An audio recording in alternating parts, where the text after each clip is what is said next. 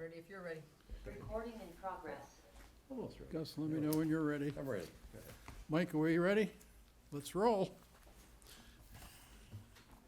Welcome to the Select Board meeting. It's April 7, 2026.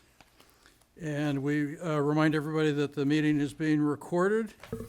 And we want to take a moment this evening with America at War, a war our presidents chose to enter into, a war entered into at the urging of the Prime Minister of Israel during his unprecedented visit to the White House Situation Room. And as we are told, we're about to take steps in an hour to wipe out a whole civilization. We are especially thinking of our service people who are in harm's way tonight. So thank you for that. Pete, I object to this.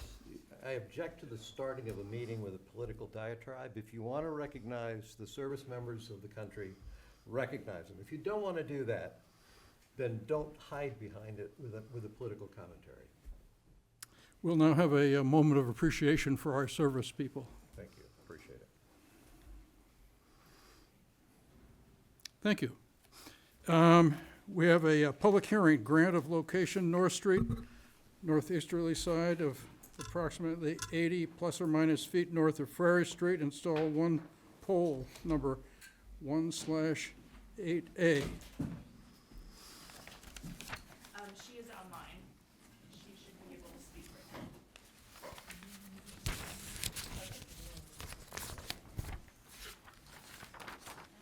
So you need to declare the poll hearing open when you get ready. I declare the the hearing to be open.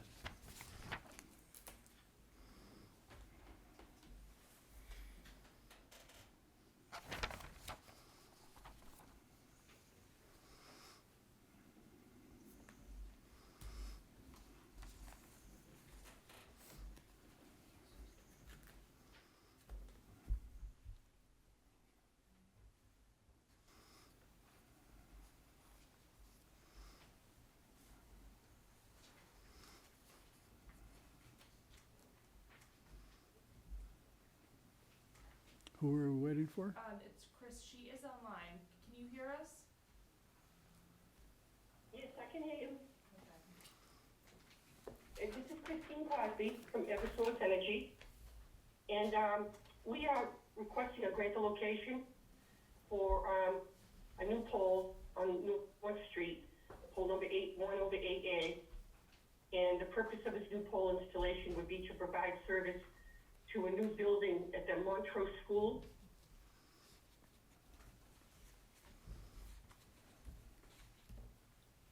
Anything else? There was no diagram of where it was at, just I think I No. can picture it, but no diagram. It was in the packet. It's in the package. Yeah, Really. I can pull it up real Yeah, quick. it was I think a black and white with a little, Where's the beginning? How did I go through it and not see it? I think it's the very first thing you see Right when you here. open it. Yeah. Yeah, it's weird. Okay, page 3. Right, Well, it's, that's 3 or 574. All right, there you go. Okay, thanks.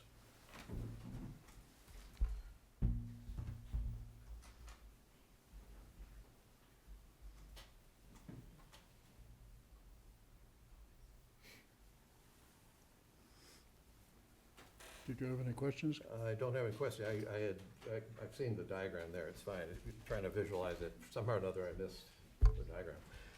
It sounded okay to me, and I understand why it's doing it, so no questions. yeah, no questions from me. I mean, it certainly makes sense. They got a new building, they need to get power to it, so it makes sense. I have no questions either. Eileen, you want to make a Right, so, motion? Oh, no, you need to go to the audience and turn it. Oh, are there any questions from the audience? Any questions from the public in general? Okay, now we're ready for All a right, there we motion. go. All right, so we'll move, Yeah, Oh. close the hearing. And ask for them. Thank goodness for town council. I declare the hearing closed. all right, so we move to approve the installation northeasterly side, approximately 80 feet plus or minus, north of Ferry Street, install one pole. Second. All those in favor? Aye, aye. Thank you. Thank you for coming. Appreciate it. Thanks, Christine. Thank you. Thank you. Our item number 1 is Colleen Canale to present final project for the fire department internship. Welcome, Chief. Thanks for having us tonight. Thank you for coming. Yeah, so, last, little background on the internship. Last spring, Tri-County reached out to us and asked us if we'd be interested in working with one of their students as their internship for their senior project. Back and forth with the teachers throughout the summer, and Colleen's name came up, and we were excited to have her come and do her internship with us. I won't get too much into it. I'll let her explain that for you. But it's been an extreme pleasure to have her. When she came in for her first interview, she sat in front of me extremely nervous. So nervous her glasses fogged up while she was trying to talk. But she settled in really fast. She's done a fantastic job. Her presentation that you're going to see, all the pictures that you see is her. She was out there doing all the training with all of our members. She was in the ice doing the ice training. She was running the engines. She was on the apparatus floor doing the training with all the members. So she went from that nervous high school senior to soon-to-be graduate, confident here to speak in front of you and do a presentation. So I introduce Colleen. Thank you, Chief. Colleen, thank you for coming. Thank you for having me. Tell us about what you're doing. My name is Colleen Canale. I am a senior at Tri-County. I have been with the Medfield Fire Department as an intern since September. I have, can I have the next slide, please? How I decided to join or become the intern at Medfield Fire Department was how I chose this co-op or this internship.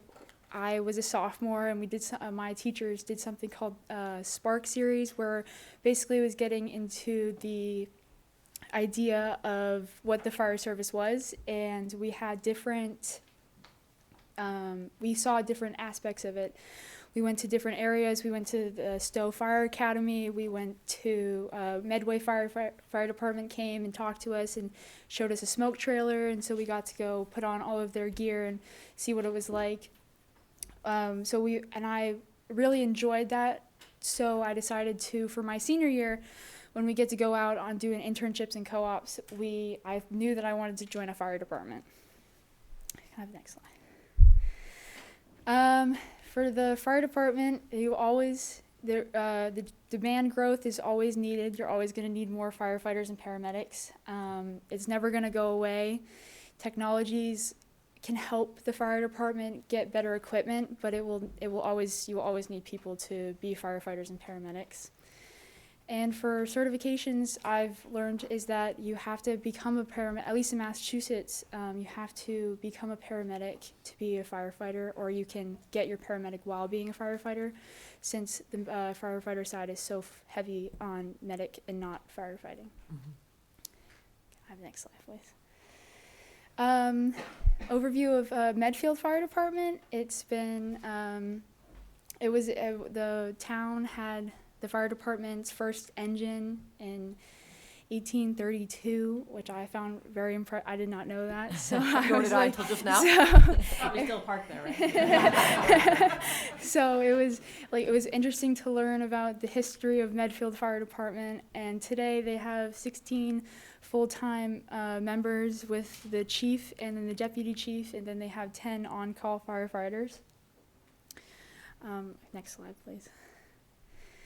I had during my day-to-day activities, I had many different things. I did every day was different. We did daily truck checks to make sure that everything on the trucks were good and ready to go in case there was a fire. There was different trainings each week that Captain Bruno set up for me, where I got to learn about a different aspect each week. So we did different EMS, emergency services training. We did stuff for like that you do if you're part of the fire academy, and also fire prevention, where one time we got to go to schools and talk to all the kids about what it was like to why you should be safe and be cautious of fire. Next slide, please. What's a CBA? CPA is you can go to the next slide, it's on the next slide. CPA is self-contained breathing apparatus, which is in that picture. It is the oxygen tank and the mask next to it. It's what the firefighters wear when they go into a fire. They have to wear it so they can breathe. Those were some of the highlights that I had for my co-op. I enjoyed doing the training with what it was like if you were going onto a fire with all the gear on. I really enjoyed the ice rescue. That was a ton of fun, and I learned a ton, so that was amazing. We did different ladder trainings and hydrants and what it was like it's called dressing a hydrant, where you get a hydrant ready with all the hoses or with the hose to connect to the engine, so that if there was a fire or when there is a fire, that you can set up and they are good to go to have as much water as they need to put out the fire. Can I have the next slide, please? This was on my first day. I got to go to a mutual aid call in Medway, and it was definitely it was crazy to go to on my first day, and I thought it was a very a great experience for me, because since fires are they're not very often, and most people not a lot of people get to see them all the time. So to see what they do at a fire scene, and to see how everyone can stay in control and stay calm to put out the fire, to make sure that there's no further damage to anyone who is hurt or anyone who is going in to help stop the fire. During that time, it was definitely, I was very nervous, because it was, I didn't know what to do, but everyone there was very opening, and they were very excited for me to be there. They were showing me all the different aspects of what it was to be on a fire scene, and all the different chiefs from different towns were let me go and see the parts of the fire that were it's safe for me to go to. Sure. Next slide, please. Some education skills in education. Required skills: you have to go to the fire academy to get your firefighter 1 and 2 certifications. Your firefighter 1 certification is exterior operations during a fire, and it's what you do on the outside. And then on your firefighter 2 certification is what you do on the inside. It's interior operations. You have to become an EMT and paramedic to become a firefighter, since the medic side is more it's more common now. You'll get more medic calls than fire calls. For education, you have to have a high school diploma or a GED. And for college degree, it's not required, but it's strongly encouraged. The Medfield Fire Department has been very supportive of people who are trying to get their bachelor degree or their master's degree or further education, to be able to understand that there's more education, and it's important for them to be highly educated. So, next slide, please. Throughout my time, I did different interviews with people. I did it with different fire members, and a lot of key points were communication is key, as it's a huge customer service part, where you see people not at their best days, so you're not there for a social call, you're there to help them. So you have to be able to communicate with them to be able to get the help that they need. It's also very important to have to be able to get feedback and get constructive criticism, because you can learn something new every day, and it's always you can go in and be a firefighter for 10 years and learn something new. So, and I was learning every day when I was there, and I still continue to learn being there. Can I have the next slide, please? I interviewed Chief DeKing. He one of the main questions that I asked him was customer service and how that it's very important. Another thing is that you have to, it's good to be around, like for the fire department, it's good to have a good like communication and good, what's the word, like team bonding with your coworkers, because you work with them for 24 hours and you have to make sure that you guys can get along with the good stuff and with the bad stuff. Can I have the next slide, please? I also interviewed Captain Bruno, and one thing that he also said was his favorite aspect of it was learning new skills and embracing different challenges, and that you are be able to learn as much as you can while on the job and have fun doing it. Next slide, please.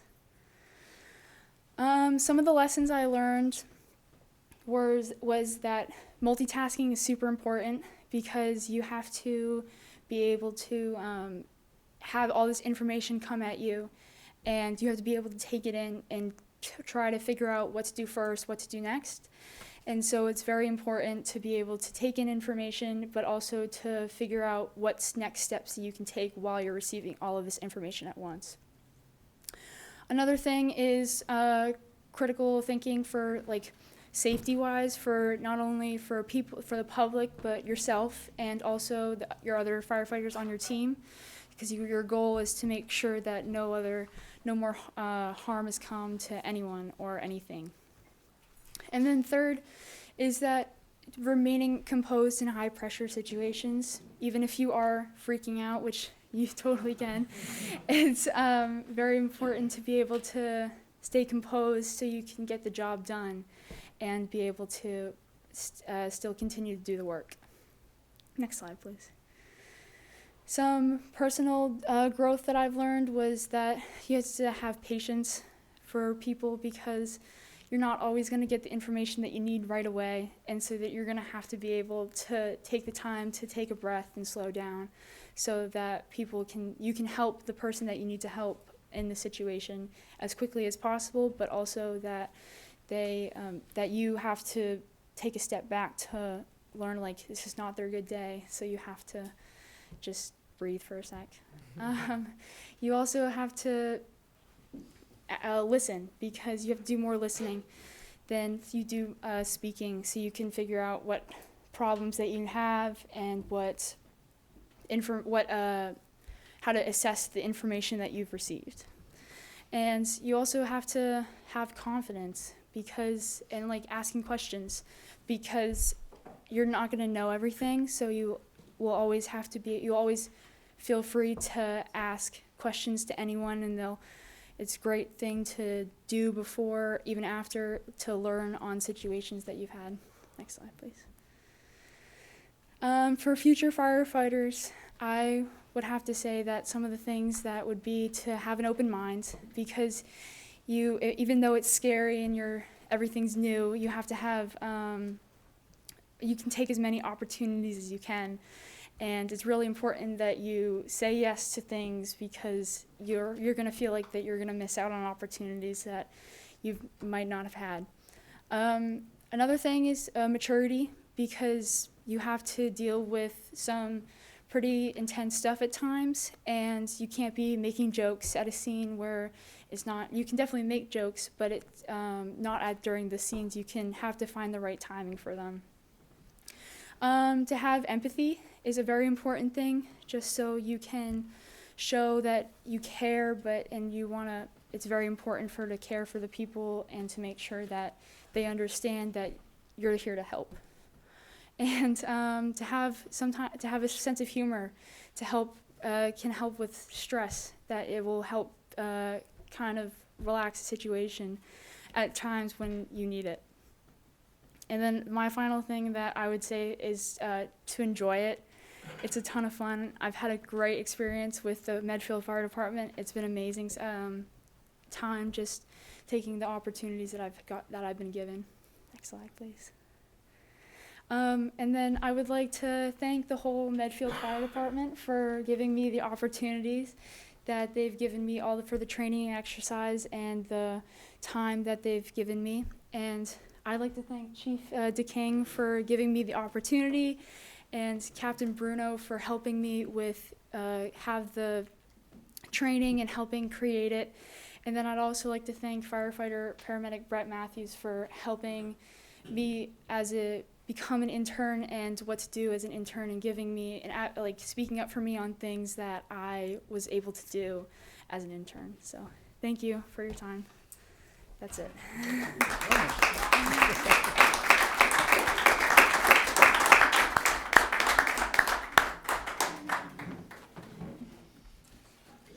Can I ask Colleen a question? Absolutely. Come on up. Come on up. Yeah, you don't get away that fast.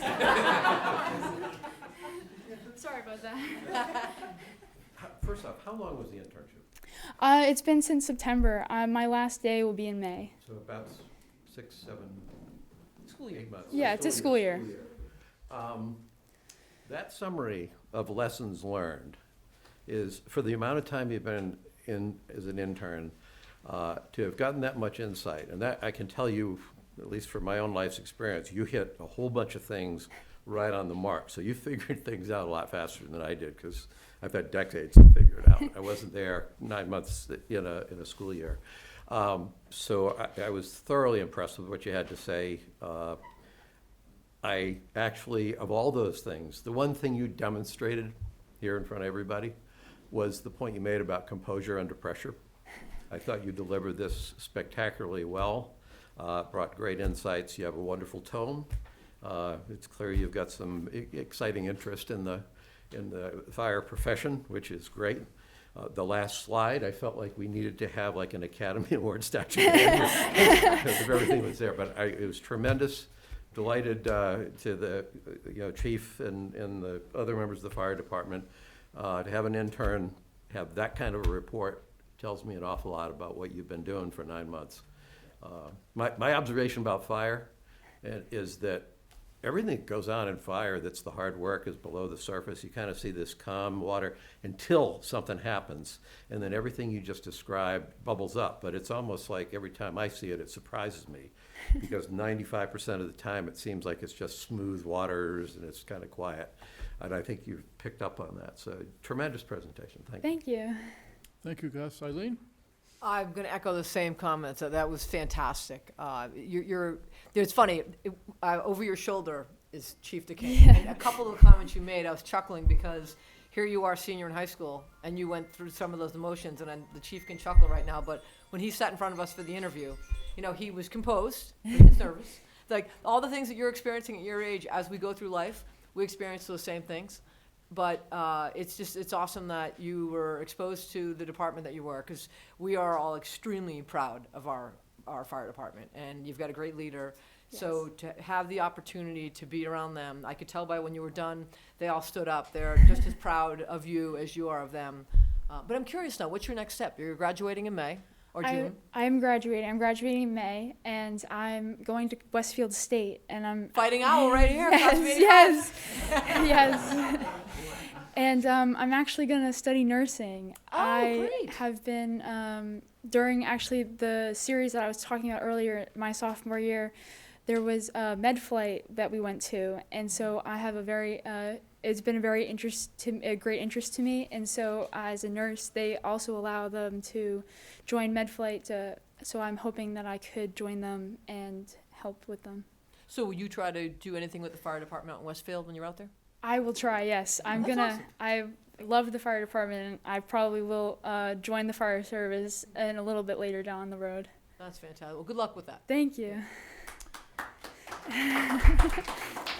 Eileen, that was a great presentation. So thank you for coming, and thank you for doing that. And Thank you thank for you for having being me. an intern at the fire department. I had one comment and one suggestion, or one question, actually. I've always thought of the firefighters as having a crisis calm job.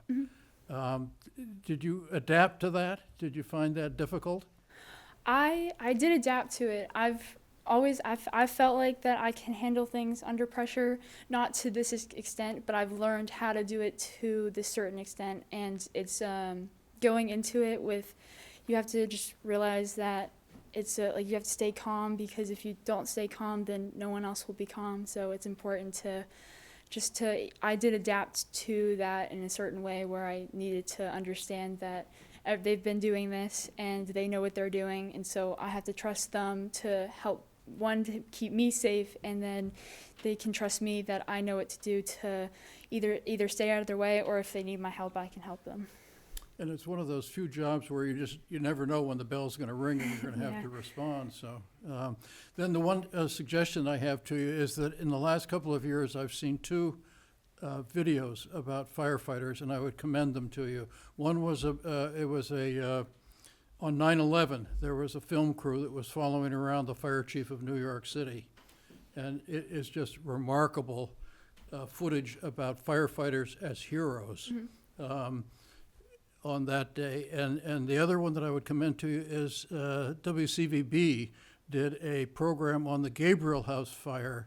And again, it was just a wonderful hour-long presentation about firefighters as heroes. And I'll so definitely look into those. look Thank for you. both of those. Thank you. Thank you for coming to Medfield and being an intern. Appreciate you. Thank you. Did a great job here tonight, so thank you. Nicely done.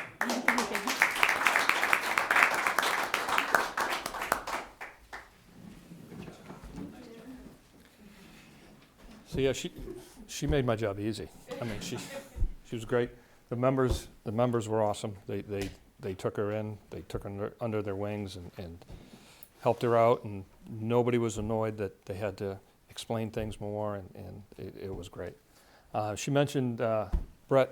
Brett's a Tri-County graduate who also did his internship with Franklin. And when Brett's application came across my desk, I saw the internship. I happened to know the member that runs their program, so I made a phone call and rave reviews. So when I get that phone call, she's going to get rave reviews as well. Hopefully I don't have to make the phone call, because hopefully she comes and stays with us. But yeah, so thank you. I have one other thing, if you don't mind if I go out of order just a little bit. We have a voting item, I guess, on a grant that, A fire grant. yeah. Number 17. Vote to accept and sign the firefighter safety equipment grant totaling $18,700 for gas meters. Any questions? None here. Nope, good. Do we have a motion then? All right, You want- motion. You want me to explain it a little bit? Oh, go ahead. We have so much faith in you.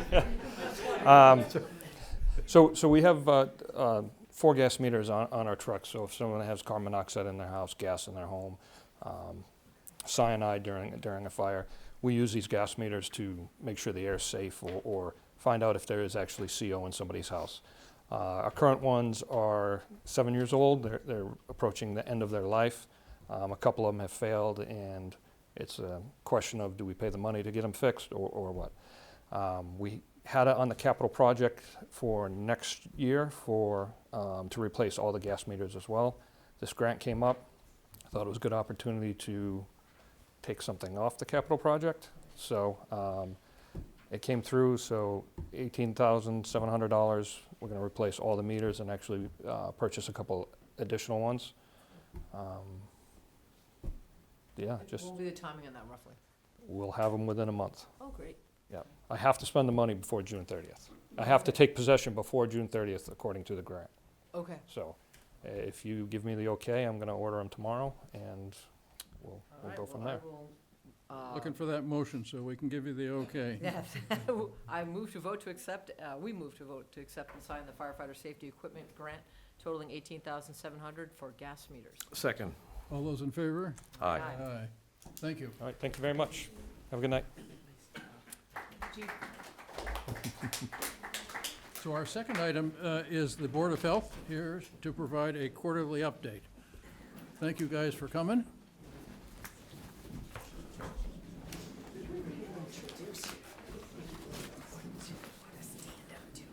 We almost told me this.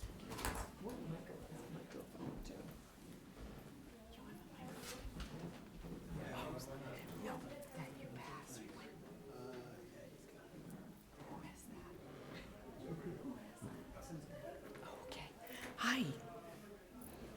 was a really nice presentation. Thank you all for having us. I'm Carol Reed. It's nice to see you all again, Chair of the Board of Health. Kathy Thompson, Vice Chair. And we have our two new members with us, Jack Caddy, Colleen Carreri. Thanks, welcome. Thank you guys for joining the Board of Health. Yes, wonderful to have two physicians on the board, which is great.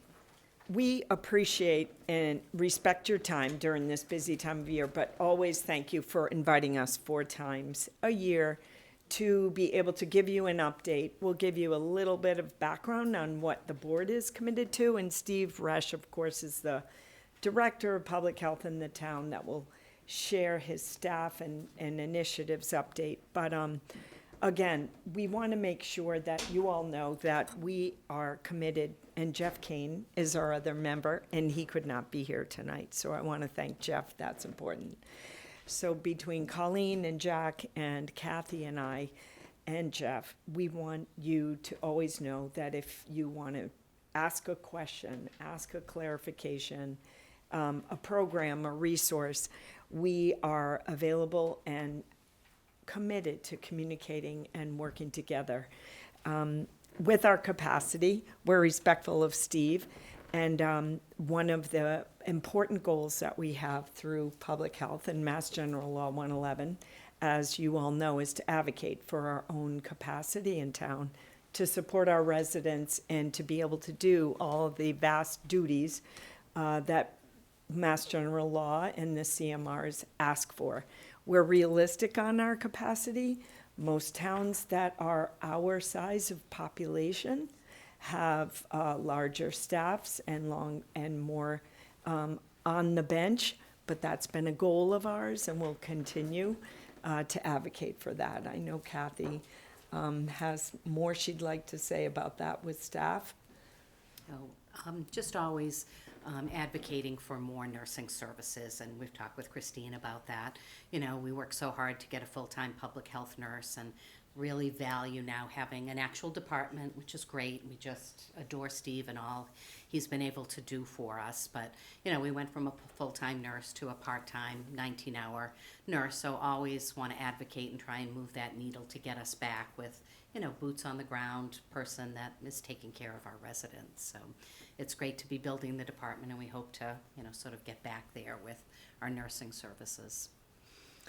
Kathy, could you maybe just explain what a full-time nurse would do that is not being done now?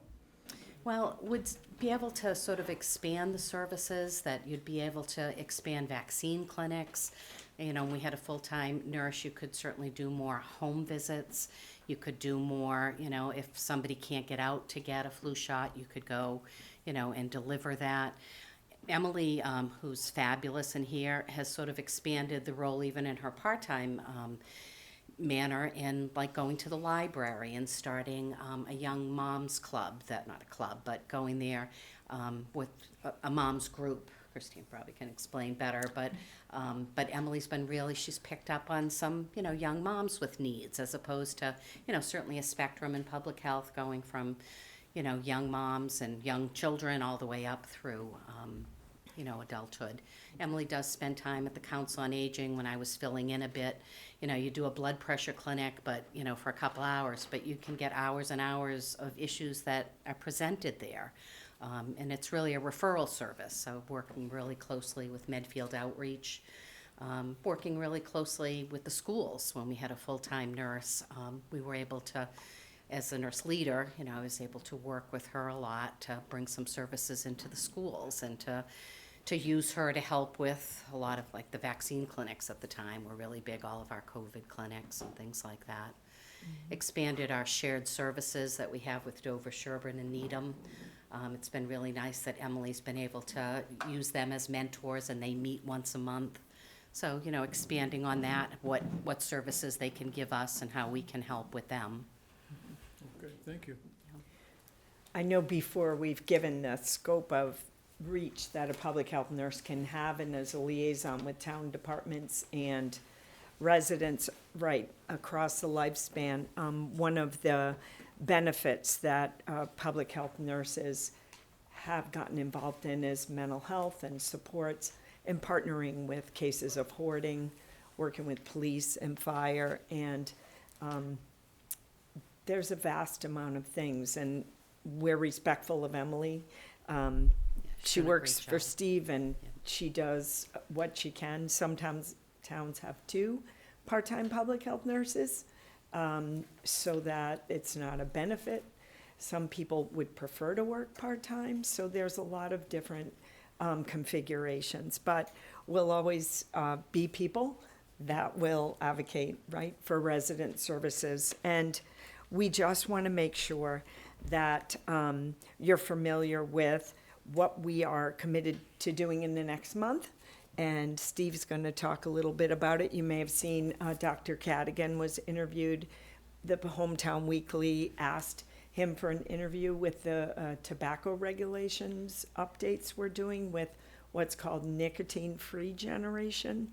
I have the article there, but I read the paper every week, and we appreciated Jack doing that. We can copy it and give you the info. But since I joined the Board of Health, it was Marcia Egler and another young mom, and they were committed to updating the tobacco regulations that hadn't been updated in many years in Medfield. And we understand that through the Department of Public Health and Mass Municipal, they fund, currently the woman who does the role is Lisa Stevens Goodnight. She's an attorney, she works for Mass Municipal, and they have developed a template of regulations that they hope towns will adopt. So the short story is Medfield, over years, that was a goal. Now we have this new board, and Steve transitioned from being our chair to being our director, and really encouraged us with all that he's juggling this first year to update the regulations and then have a public hearing. So on April 14th at 6 o'clock, we will have a public hearing. And we have posted that, you've seen that in the paper, and Steve is collecting feedback and testimony. So we're gonna let him talk a little bit about that. We certainly can, but again, we appreciate this time, and we'll focus our time on that tonight. Steve? Thank you, Carol. Thank you, Kathy. And we hope we can answer your questions. Welcome, Steve. And we have some materials for you. Hi, hello, everyone. So I guess just in terms of tobacco, I think we've shared with you the draft regulations. What is interesting or innovative or controversial, whatever word you want to use, about these regulations is that it has a generational ban on tobacco sales. So that means that if these regulations were passed in Medfield, then no one who was born after January 1st, 2005 would ever be able to buy tobacco products in Medfield.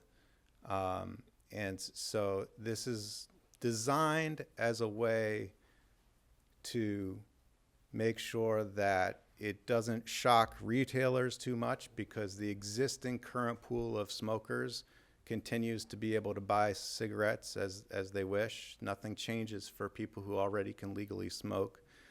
But it also recognizes that tobacco is one of the worst health risk factors that we know of. It's probably the worst.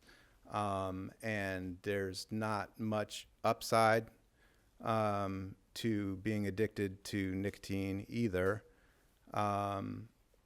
And most people would prefer not to be addicted to nicotine. And so the idea of this is it's a way to say, okay, maybe if we had hindsight and we could go back and what we knew now about tobacco, maybe we would have just banned it or regulated it in a much stiffer way. But it was part of our culture for a long time, of course.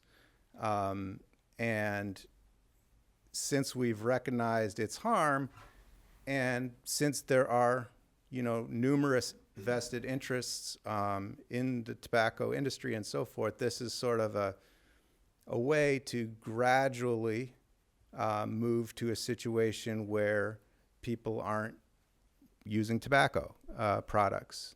And just in terms of the extent to which the market size declines is about 1.5% a year. So even 20 years from now, there's the pool of smokers in Medfield, not counting in and out migration, but just taking us as a fixed cohort of the people who are of age now that can smoke. If you go out 20 years, there's still almost 70% of them are still in the pool, in the market to buy cigarettes. So it's really very gradually reducing the number of people that will be in Medfield and eligible to smoke, such that, the idea is that it gives retailers a good amount of time to adapt, their business models and so forth. There are a few other changes in this regulation that are worth mentioning briefly, which are that we're also updating the penalties for violations. So if a retailer is caught selling to someone underage, in addition to a monetary penalty, they also get their license suspended for a certain number of times, depending on which violation it is. So the first violation is a 7-day, first violation is a 3-day, second violation is 7 days, and third violation is a month, 30 days of being suspended from. So that has a bigger economic impact. So it's a stiffer penalty, and it's something that's in our power or their power to do. That's more. It's easier than raising the monetary amount of the penalties, because boards of health can't really effectively enforce those over a certain monetary amount. Mark can maybe explain that if needed. Anyway, so we're stiffening the penalties substantially. And the other thing is that we would be banning the Zyn or other kinds of nicotine pouches. I don't know if you're familiar with those products, but they're currently sold in Medfield, and those would be prohibited. And those are the main sort of highlights of the regulations. So. Oh shoot, of course. And the original one, the one that started it all, right? So, and the other big one is the sunsetting of permits. So, if a business relinquishes their tobacco sales permit, they don't renew it, they go out of business, what have you, that license gets retired. So right now there are 6 licenses in Medfield. So if a business were to choose not to renew that license or were to close shop, there would then only be 5 licenses, and it doesn't open up a slot for someone else to then sell tobacco at a new business. Business can transfer. But absolutely. So if you have a business who is just selling their business to a different owner, and that owner wants to continue selling tobacco, that is allowed. So they can transfer that, the new owner can still get that license, but if they choose not to, or if the business closes, then it would only then would it sunset. And is it transferred to that address and that address only?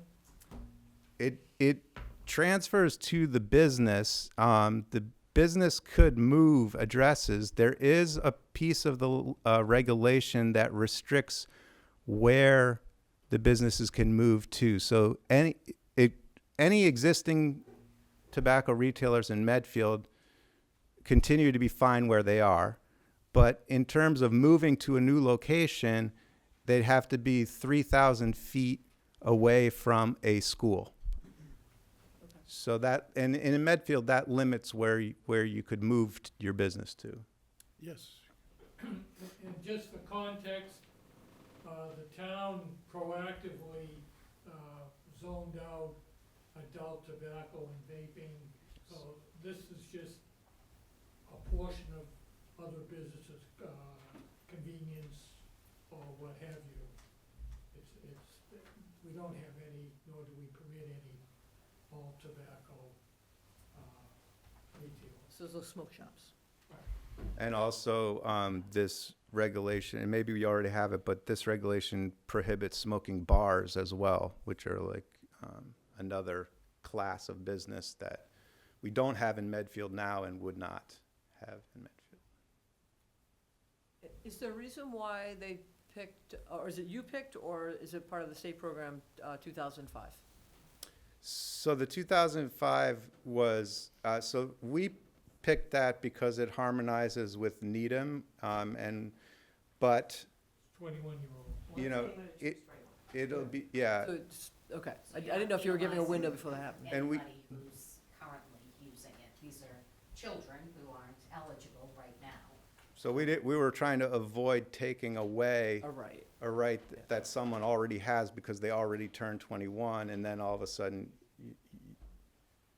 right? Brookline was the first community to do this. The Attorney General approved the bylaw with some caveats. I believe it was challenged in court by some business interest who was affected. It was upheld, and it's been Yes. the There's last of 22 it. towns currently Okay. that have adopted it. And I should say, 2 years ago, we looked at this and decided not to go forward with it.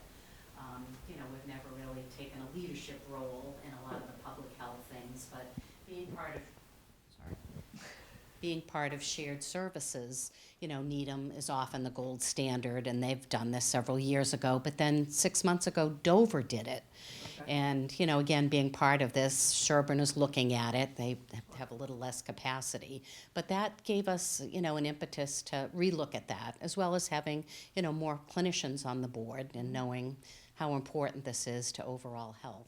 Okay. Why did you decide not to do it 2 years ago?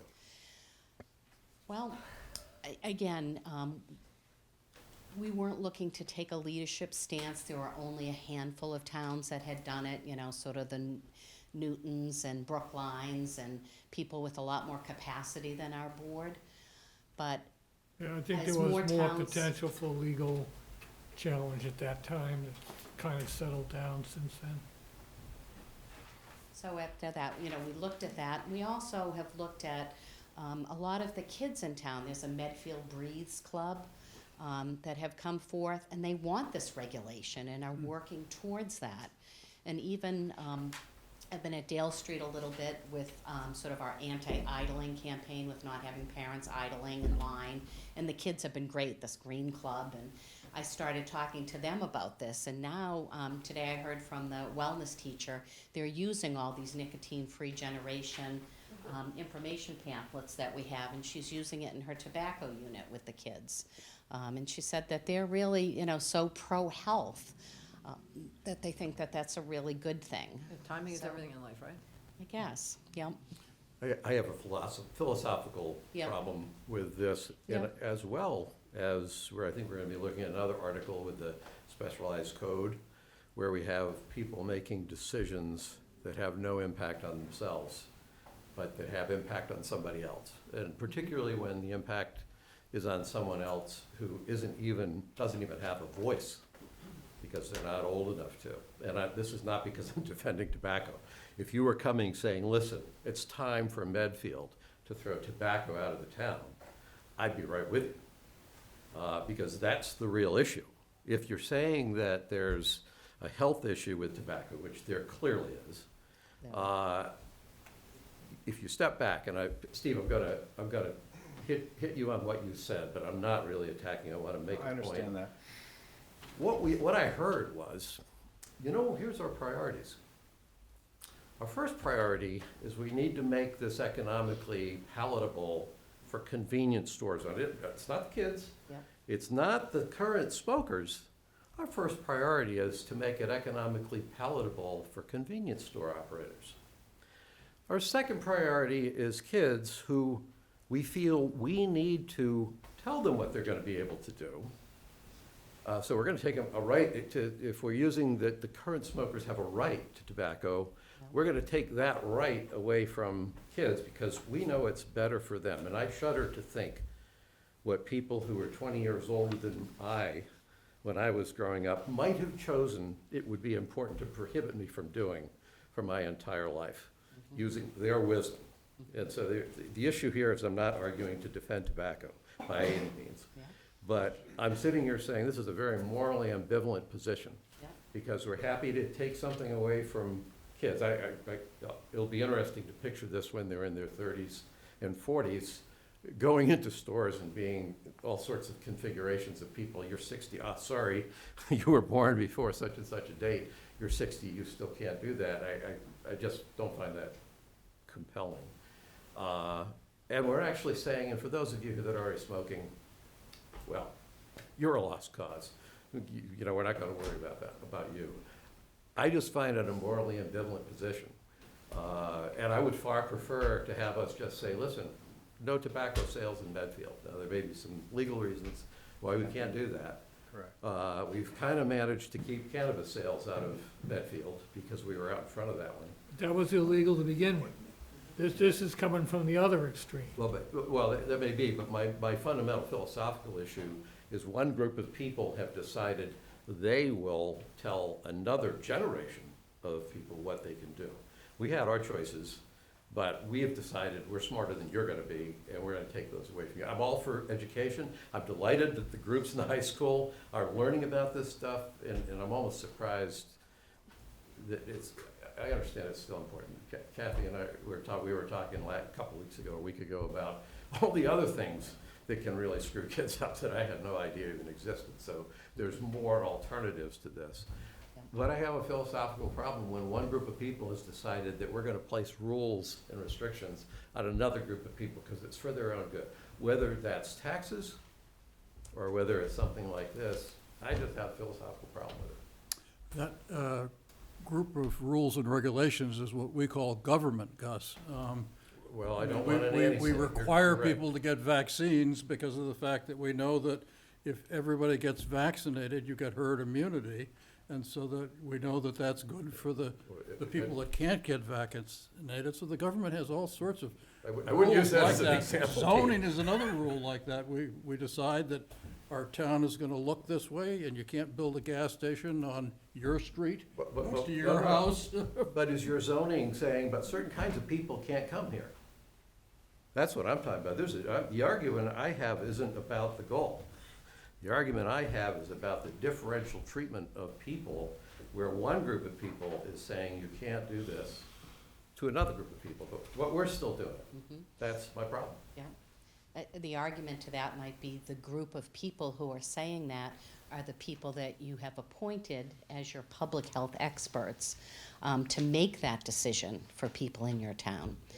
Well, I don't think, if I listen to the comments that come back in on Facebook for us, it's like, none of us has a blank check. I can assure you that. If you're gonna, to Pete's point about governing, if you're gonna govern, you do need to take the interests of the people into heart. Yes. And there are times when you exercise your authority. Yeah. When you govern and just say, well, I'm in the position so I can exercise my authority anytime I want, you get to governments that most of us don't like very much. Anything else, Gus? Nope. Anything was else, it. Steve? Not on tobacco, no. Okay. But you do have other things. Why don't you finish I- your remarks? I can just give you some brief other remarks about the update on the health department. So in terms of environmental septic stuff, that's been going pretty well. 6 Title V inspections, 2 plan reviews, 4 repairs, 5 Form As, and 3 decommissions, which is a sewer hookup. That's since the beginning of the year. Since the beginning of the year, we've had 10 complaints, 5 are housing related, 3 animals, and 2 food. And we've done 6 food inspections so far. Food inspections has been the area where we're sort of still lagging behind, and so we've enlisted shared services is going to give us 5 food inspections a month, every month. So that will help a lot. And then we're hoping to contract an inspector to also do inspections on a sort of a fee for service basis. Basically, they get paid per inspection. And that the person that we've identified, his name is Rob Morris. He lives in Millis, but he's the main health inspector in Westwood, and he would be doing this sort of moonlighting, and he has permission from Westwood to do that. Steve, is that why later on here in the agenda we've got an extra license for? Is that Correct? why? Okay. Because he needs that extra license, because the one that I have one, but it's not transferable to another inspector by the software, agreement. So he would have his own license. Yeah. And I think that between shared services and this contracted inspection, that should solve our sort of capacity crunch in catching up with inspections, which frankly were not being done at the rate that they're supposed to be done for the last couple of years. So it's time to get that in order. If we get past tobacco and the Board of Health, some other things I'm hoping to bring to their attention is a revamp of our fees, because we haven't updated our fees since the late 1990s. And a lot of them are sort of, just from inflation, they're out of whack. But even if you compare to local other towns, compared to the effort it takes to do the services related to those permits and such. So we'd like to relook at those fees. We are also trying to revise our stormwater regulations to streamline those across departments. I'm working with Maria in planning and land use on that. It also turns out that the state passed something called Ollie's Law, which directs towns to have a process for licensing dog kennels, and we don't. So we're going to take care of that. So there'll be a new license we have to go through the process of, obviously, but we'll go through a process of setting up, basically the Ollie's Law says it's just a standard licensing process. There has to be a way to revoke it. There has to be inspections and so on. And our animal control officer does do those inspections, but there's never been a license, and that's... Steve, I have another question. You're hitting Sure. good topics for me. On the Ollie's Law, I just happened to have gotten a person here in town that reached out to me around this very issue. Okay. In the meantime, before the Board of Health has figured, or the Health Department has figured out what we want to do by licensing kennels, if I understand correctly, we've always licensed kennels, because the person I'm talking to has had a kennel license for 34 years. She's trying to renew it. So what should someone who has, and if it matters, they're strictly her own dogs. It's just the way, I don't know why she shows them. If so she has a kennel license from the town of Medfield, I'd love to see it. So she's had one for 34 years. Yeah, because I have never signed a kennel license as, the whole time I was on the chair of the Board of Health. I've never seen one. So I'll try to find that out for you. But my practical question is, she reached out to me about this. Is it a commercial kennel? It's not. That could be through the town clerk then. Yeah. That's different. So that's different. Will Ollie's Law affect that? No, Ollie's Law has to do with commercial kennels for boarding and breeding. Okay. So what I can businesses, which we have 2 in Medfield. What I should tell her then is, if you've already had a kennel, you've had a kennel license all along, but it was for your own dog. She's had between 4 and 10. She shows them and breeds them. That doesn't change. That doesn't change, so you should just renew the license Correct. the way you've always done. Yeah. Thank you. Sorry, I should have. No, that's great. Yeah. That's great. Yes, Mr. Sherrill. All right, so I've recently dealt with this issue in Franklin. We had to update there's a very good FAQ on the state website that summarizes in about a page. Basically, the law was a result of somebody's dog killed by another dog in doggy daycare, and then they realized that there was virtually no regulatory oversight. So that's closing that loophole. And that's where the focus is on, regardless of what you're calling yourself, if you're keeping dogs, then you're now under a regulatory supervision, subject to inspections, et cetera. Mark, do you know, does the law itself actually differentiate someone who keeps dogs for, I don't know why you need a kennel license if you have just your own dogs, but. That's a zoning issue too. Okay. Yes, it does have it removed different categories that existed previously, and it created exceptions outside this statutory scheme. Okay, thanks. Okay. So the only other thing that I was going to mention is that we are also taking all our existing regulations and we've been scanning them in with optical character recognition, so we can now do word searches on them and, actually search through our regulations instead of typewritten hard copy, which is refreshing to see. And we also set up, we also set up for the Board of Health, a meeting documents pack QR code. So for any Board of Health meeting, the document packs, you can easily find them if you're in the public. So, Steve, you publish There you go. you publish the QR code as part of the, That's the Q and A right there, right? This is a QR. No, when you right hand on, that we were just. Yeah, this is the Yeah. Ollie's Law. Yeah, we could probably make a couple copies Sure. tonight. Yeah. And that's all I have for any today. more questions, Gus? No, thanks. It's Eileen? very informative. Yeah, I do have a question. So the meeting you're having April 14th. So personally, I like what you're doing. It's not like we're saying to somebody, if they want to go to the next town, if they're so desperate to get a cigarette, go ahead and do it.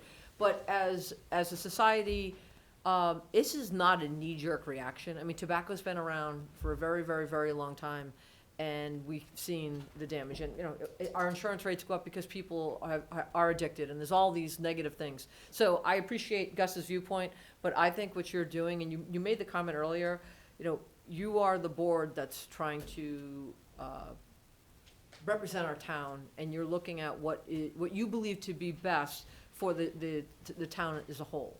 So at that meeting, will you be voting, or is that the meeting where you just want to get feedback from the residents, and then you'll have a follow-up meeting? Yeah, it's the time to get feedback from Okay. residents. The to public see what- hearing, they're required to have a public hearing before they adopt And it, it's right? different than like town meeting, anybody can speak, so there will be a lot of big tobacco, there will be, presidents of convenience stores, just judging by the emails that we've gotten. Okay, and you're holding it here? It's on Zoom as all our meetings are, Oh, really? Oh, it's not even in person? it's not, Oh, wow, okay. Are you planning to vote that night, or are you gonna vote at a later time? we'll be voting it, or discussing it at the following month. Okay. Give everybody a chance to That's fair. digest everything and see where There's- people are at. Right, and there's no exchange on our part, because there's rules that we follow and then understand as far as appropriate for public hearing, and having everyone sign in and be able to speak in a certain amount of time. But we won't be, as a board, dialoguing with people. So who's hosting it? At the Board of It's our Health. regular Board of Health meeting. Okay, and then, so when somebody, like here, if somebody takes a microphone, their name, their address, it will be the same thing, name, address, in town? In 3 minutes. Yeah. Okay. Mhm. Oh, interesting. And then the towns you said that are doing it around us, Needham already, Dover already? We give you the list, Yeah, there's list. 22 so We far. made a list, there's 22. Okay, Yep. In the state, there's 22. okay. In terms of our shared service, Charles River Public Health District has 4 towns in it, and Dover and Needham are the 2 that have already adopted this new tobacco policy. Okay. And other than that, no, I appreciate the update. I've heard wonderful things as you've come on board. There's a lot of things that are moving forward and changing and updating things, which is fabulous. All right. And I So think don't go away yet. we just wanted to make sure that you know how much we appreciate Steve. He hasn't even touched on all the scope of the things he does, so we're not trying to give him new things.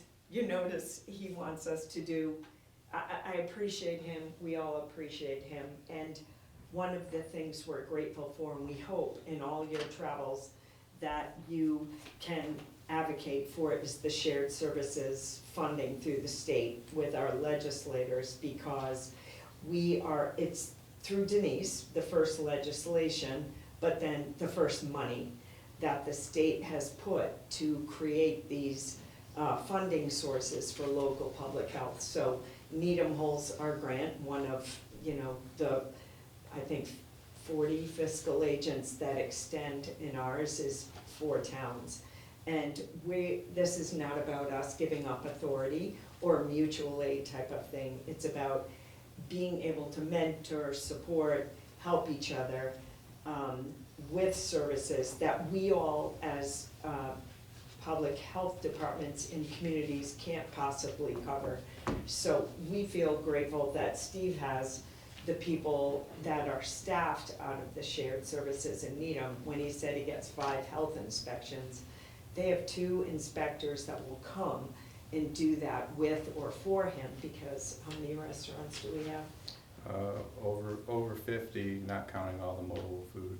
So just the day-to-day, not to mention all the permits that he does with camps and all that. So I just wanted to say that we're asked all the time to remember with this tough funding that we continue to advocate with the state, and the governor put in the money to go forward with shared services.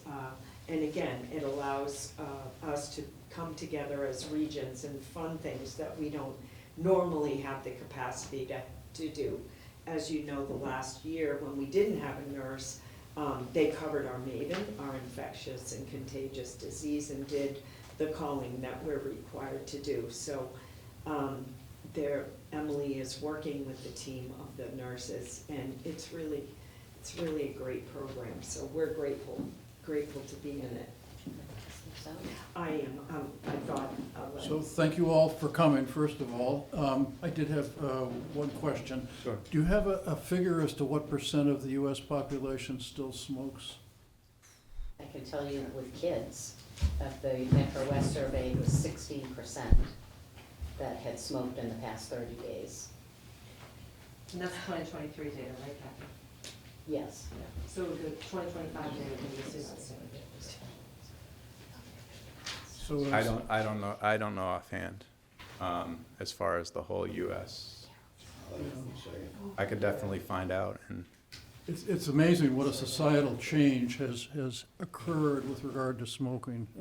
Because big tobacco captured me as a 17-year-old and got me hooked, and it took me 25 years to be able to stop. And I'm just pleased that my lungs haven't given out quite yet, so. 11%. 11% of US adults. 11%? Yeah. And I agree with you that I don't think that if tobacco were being introduced today, I don't think it would be permitted, yeah. given the health consequences that we know exist for it. So thank you all for what you're doing. All right. Thank you. I'm just gonna, I only have 4, and we'll send the electronic copies. Does that number include the 16? So the youth one? I don't know. That's just me. I already gave it to them. Yeah. Thank you. So our next appointment is with Heather Lemieux, Capital Strategy Solutions, to present a facade improvement grant program, sample application, and selection criteria. Heather is joining online.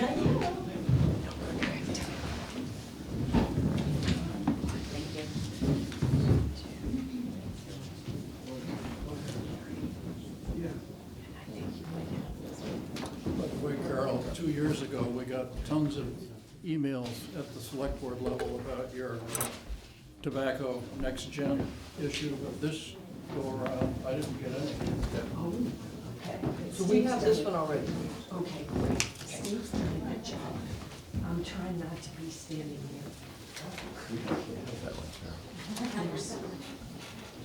Oh, This, towns, and Olympia. Thanks very much.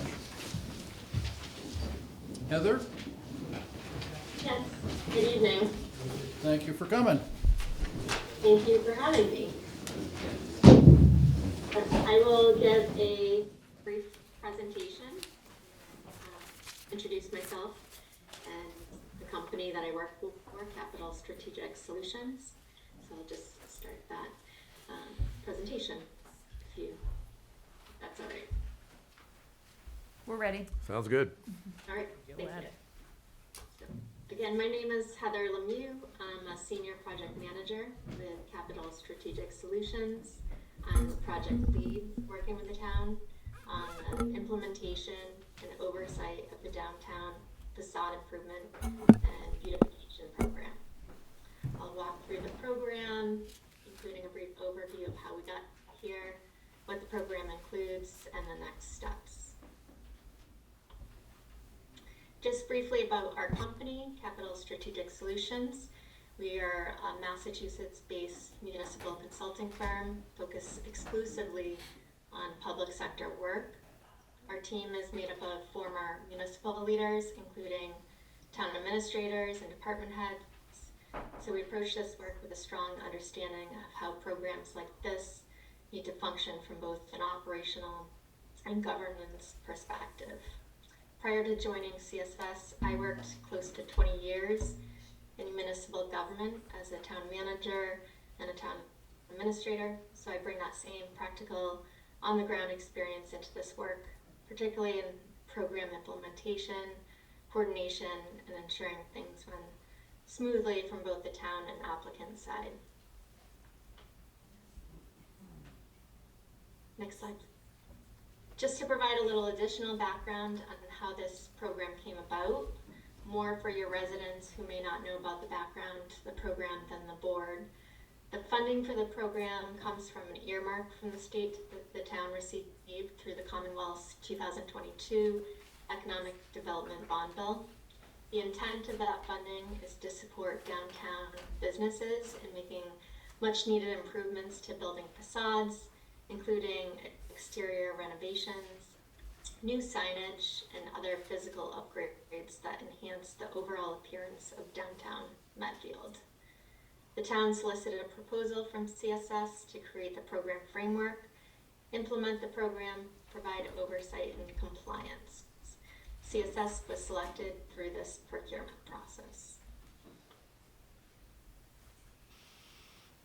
The work is structured into several phases, starting with initial planning and moving through program development, application design, evaluation, and ultimately implementation and closeout. Where we are today is the program framework and application materials have been drafted and are ready for the board's review and approval. And I believe you have a copy of the draft application package and guidelines as well. But I will go over just a broad perspective of that package. The primary focus of the current phase was to develop a complete program framework.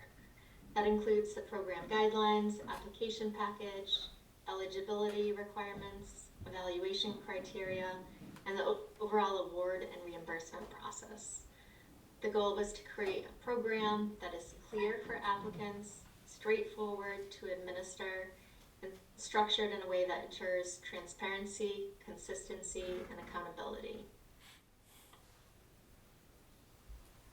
The program includes a total of $120,000 in available funding and is structured as a reimbursement-based grant program. That means applicants complete the work first and are reimbursed after the project is inspected and compliance is verified. Awards are designed to be flexible with a minimum of $2,500 and typical awards in the range of $5,000 to $10,000 range, and a maximum of $20,000. This allows the town to balance supporting multiple projects while still enabling meaningful improvements.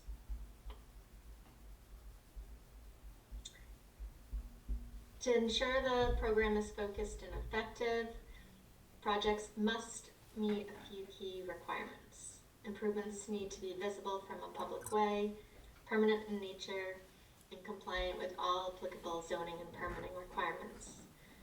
Projects must be able to be completed within the program timeline, and applicants need to be in good standing with the town.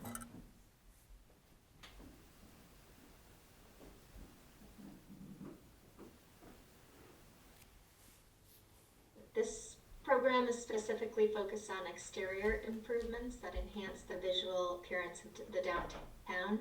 That includes things like signage, storefront upgrades, windows and doors, with the emphasis on improvements that contribute to the overall look and feel of the downtown area and are visible to the public.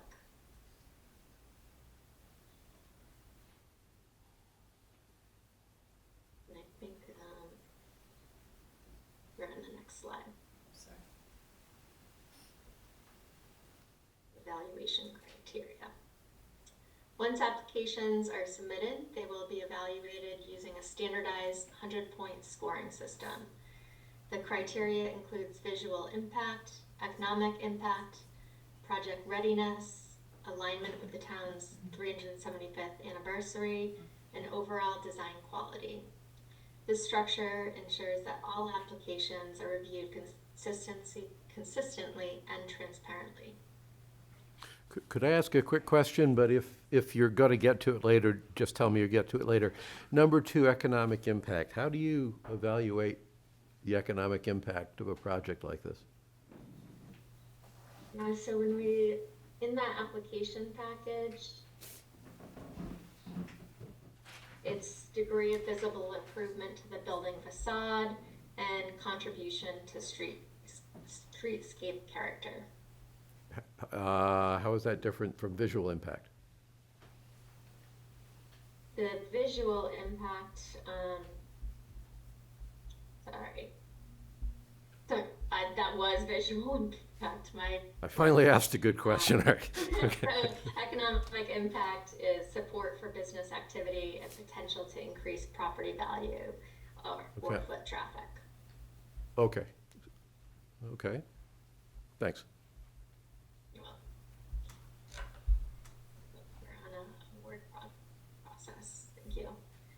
The review process starts with confirming that applications are complete and meet eligibility requirements.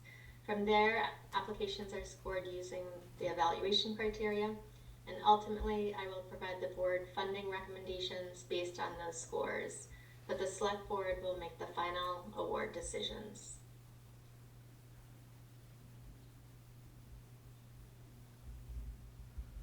For program safeguards, there are several safeguards built into the program to protect the town. First, as mentioned, it is a reimbursement-based process, so funds are only issued after the work is completed. All projects are pre-approved and outlined in a formal grant agreement, and reimbursement requires documentation and verification that the work was completed as proposed.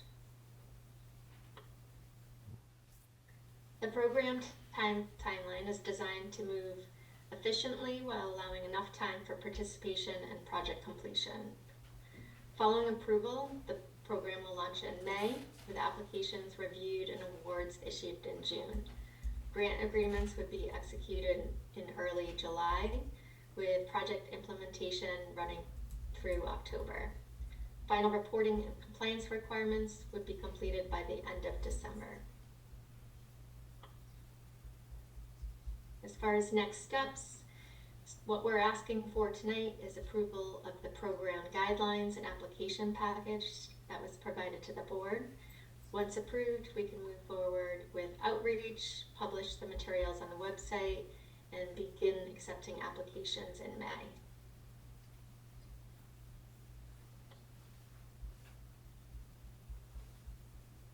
And this time, I'm happy to answer any questions you may have or walk through the program in more detail. Gus, do you have any more questions? It's probably more a comment than a question. When the recommended grants are awarded, I would think it would be useful for me at least to know if we had more applications than we awarded grants for. It would be useful for me to know how many applications did we have that didn't make the cut, and perhaps coming out of that, depending on how many there are, maybe get a little bit of insight into what they were and why they didn't make it. That's just so I better understand the context of what we're actually giving the awards for. Certainly, I can include that when I come back to the board in June. That's it. Eileen? Just a quick one, just a clarifying. We have our 375th anniversary coming up with the parade in October. So if I heard you correctly, are you trying to do some of this and have implementation before our parade? Okay. Okay, that's good. That's the goal. That's the goal, Yeah. all right, yeah. It is. So it's a- Murphy's Law does not get Yes. impacted by that. Heather Okay. and Marie and I have been talking at length that it's a very tight turnaround time for the project timeline, so we're really hoping to keep it in line with and Because launch that's everything. going on, the banners are going on, the wayfinders going on, there's a lot It's gonna going be on. A lot of Okay. fun stuff in the All right. downtown. Just checking. I actually had one more. Go ahead. This is kind of a comment question. The one thing that struck me on the diagram for where the eligible areas are in the downtown, the thought that crossed my mind is you have a broader area that's eligible for this than the downtown, the district overlay, the bylaw, the planning board's bylaw change. And in looking at that, I just find it interesting that the zone for the bylaw change is smaller than the zone for this. For the downtown part, I still don't quite understand the bylaw change as it applies up to Shaw's and Chipotle's anyway, but if I just look at the downtown, I'm just kind of intrigued by that. Yeah, Maria made sure that it actually overlapped with our actual downtown district. Okay. And she wanted to make sure that was the bounds of it, so that's kind of how we chose it. Okay, so the real question would be of the planning board, why didn't you make the overlay? Not that I know that it's a bad idea, but why isn't the overlay district pretty much the whole downtown area? That I don't know. Okay. So that's an observation, I guess. Okay, thanks. Eileen, anything further? Nope, should be good. So I would just mention that my favorite current sign in town is it's the Casabella Pizza Tomato that just kind of hangs out there and isn't really illuminated, or just maybe they have a spotlight on it. But is there some way that we can encourage people to have signs that match other signs in town that we like? Or I suppose that's part of the grant process, maybe. We award grants to ones we like. Maybe a zoning question with signage. Yeah, sign committee. I Yeah, think we'll have to run that by The sign committee. committee and Maria. And then the other thing that I would just bring up is that for a long, long time, we've been trying to create a sign for the Park Street businesses at the corner of Park Street and 109. Is this an opportunity that we might be able to use to do that? This is Wayfinder. Yeah, we are actually creating one through our wayfinding committee. Good. Yes. Any questions from the audience? Thank you very much, Heather. Appreciate your work for us. Thank you. Thank you. I also want to just express my gratitude to Maria and Brittany. I've been working with them, and they've done. They're just a pleasure to work with, and immediately responsive on anything I ask. So. It's probably mostly Appreciate Maria. Thank you, Heather. Thank you. Thanks, Heather. Our next appointment is Abby Marble to request a vote to recognize 25 years of service by the Medfield Foundation by signing a proclamation declaring May 10 to 16 to be Medfield Foundation Week. Abby. Okay, this link right, yeah. Who is this Medfield Foundation and what are they doing? What is the Medfield Foundation? Medfield Foundation is a 501c3 nonprofit, a community foundation right here in Medfield, 25 years. We have three pillars of influence. One is we provide funds to a group of people that then discuss, let me start over, please. So I'm a little nervous. So we have a community assistance fund whereby we help people in town who have emergencies, financial distress, and we help them with their rent or car payments or fixing their car so they're able to get to work, or we also do scholarships for kindergarten and preschool and for music lessons or voice lessons. So we do enrichment activities as well through our community assistance fund. We also act as a fiscal sponsor. So you might be familiar with Straw Hat Park, Hinckley Playground, the Medfield Rail Trail. The Peak House Heritage Center was one of our initiatives at one point, and they kind of graduated, and they are now their own 501c3. So we've had a broad influence on all the good things that Medfield represents. We also have one of our other pillars is our community grant program, which is our legacy fund, where we've created an endowment, which I have not looked at the stock market today, but it was probably about 2 weeks ago, we reached our $1 million mark, which allows us to grant $40,000 right back into the community. So anyone who invests in us, those are the three areas that we focus on, and we are 100% volunteer, and every penny that you give to Medfield Foundation goes back into the community, whether it's some of it is to support our organization because, of course, we have infrastructure, accounting fees, and insurance and all that stuff, and we are basically, and otherwise it goes to making Medfield a really great community. I see many people in our audience here that have contributed to the Medfield Foundation in one way or another, some big, some small. 25 years ago, Pete Peterson, Kevin and Cindy Hearn back there, if you want to raise your hand. We're the original founders, and we don't look a day older. Peter Feldman is one of our board members. Dorian Fragola was a board member for how many years, Dorian? 10 years. Leanne LaBelle, who has been a board member almost like just a hair shorter than Pete and myself, who are still obviously board members. Kevin and Cindy have moved on, but as you can see, they still come and support us for all of our major events. Betsy Marble, who is now our treasurer, and my big support, my husband, Jeff Marble, is not part of the board, but he's still very supportive in all that we do. And yeah, so we thought that since I've worked with many of the town departments and many of the town folks and all of you on all different types of projects, that we should be celebrating the fact that there is something like, not that you don't do good things here, but this is a really good organization, a really good community foundation, and we just want to recognize ourselves and to have the town recognize us as being, an asset to the town. More importantly, they wrote their own proclamation. No, Well, Leanne wrote our Leanne did it. That is not me. I noticed you met the minimum requirement for the use of the word whereas. Yes. It was a drinking game. No, I'm kidding. So, does anyone else have something you want to say? Yes? Just grab the microphone if you wouldn't mind. It's up here. That allows the people at home to hear you, Leanne, if you could just. Oh, can I sit down now? Yeah, or she can come up, yeah. There. Oh.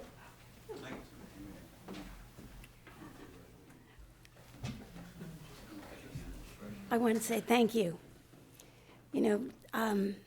We have so many amazing volunteers in our town and so many people that go above and beyond, like all of you here. Just how lucky is Medfield? So the privilege of working with volunteers to help make good things happen through the Medfield Foundation It's something that we want to continue.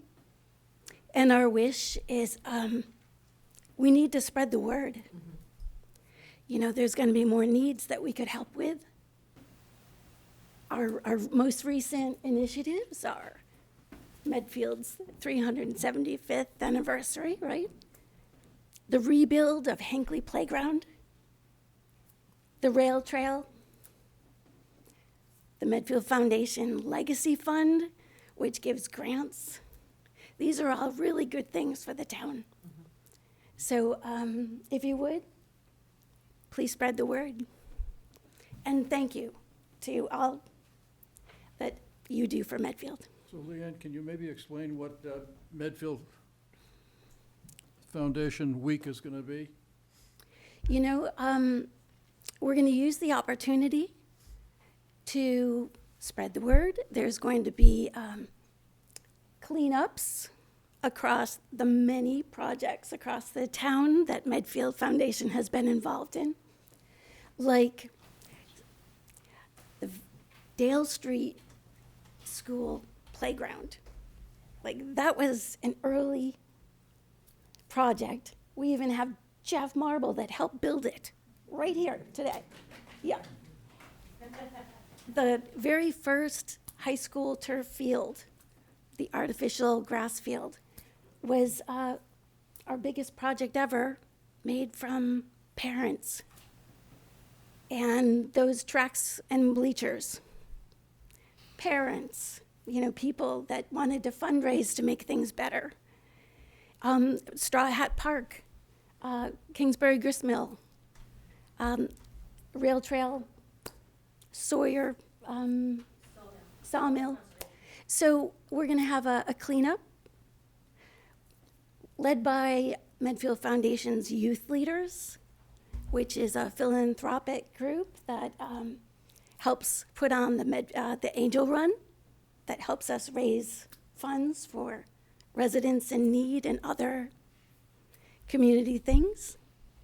So starting with that, and starting with a promotional campaign where we can, through social media, help explain, you know, who the Medfield Foundation is and how you can get involved.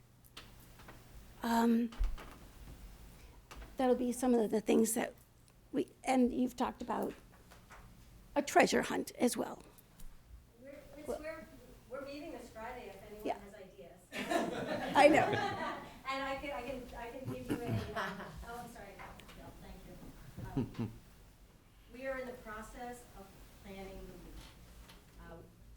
Midweek, on that Wednesday night, we are going to be having an event at the Seventh Wave Brewery, and where we're awarding our Legacy Fund grants. So that's going to be, you know, a big part of our week, and we're hoping to possibly just highlight the different initiatives that we've done throughout time, the 25 years, and the different properties that we have supported over the 25 years as well.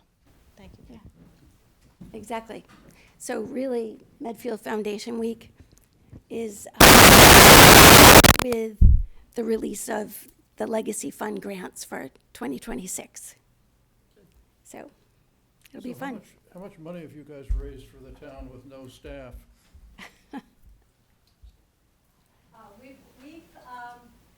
We've raised about, again, we've raised over about $5 million.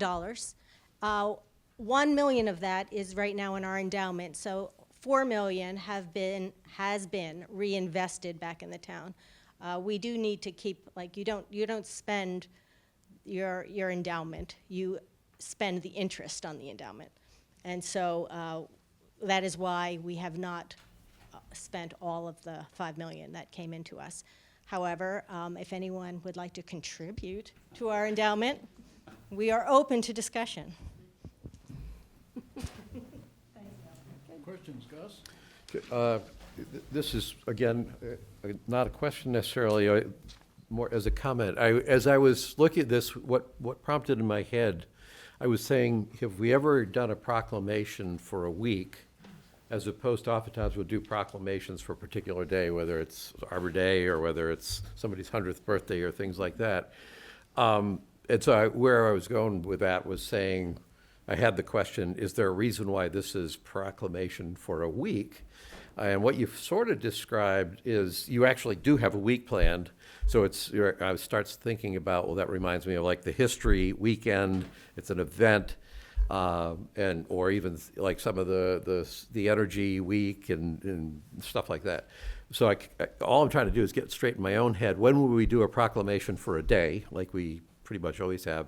When will we do a proclamation for a week? And it's got nothing to do with your specific request. I'm trying to get straight in my own head when you would go one way versus the other. And then as I was thinking about that, this is asking for a proclamation of the week. And I think the way you wrote it is fine. So I'm not trying to edit anything here, because I was saying, well, what we should be doing is a proclamation recognizing the 25 years, and then tie it to the week. So I'm not really trying to edit your proclamation, but this is just sort of sharing where my head's going. Is I actually think the proclamation is about the 25 years of service to the town. Yes.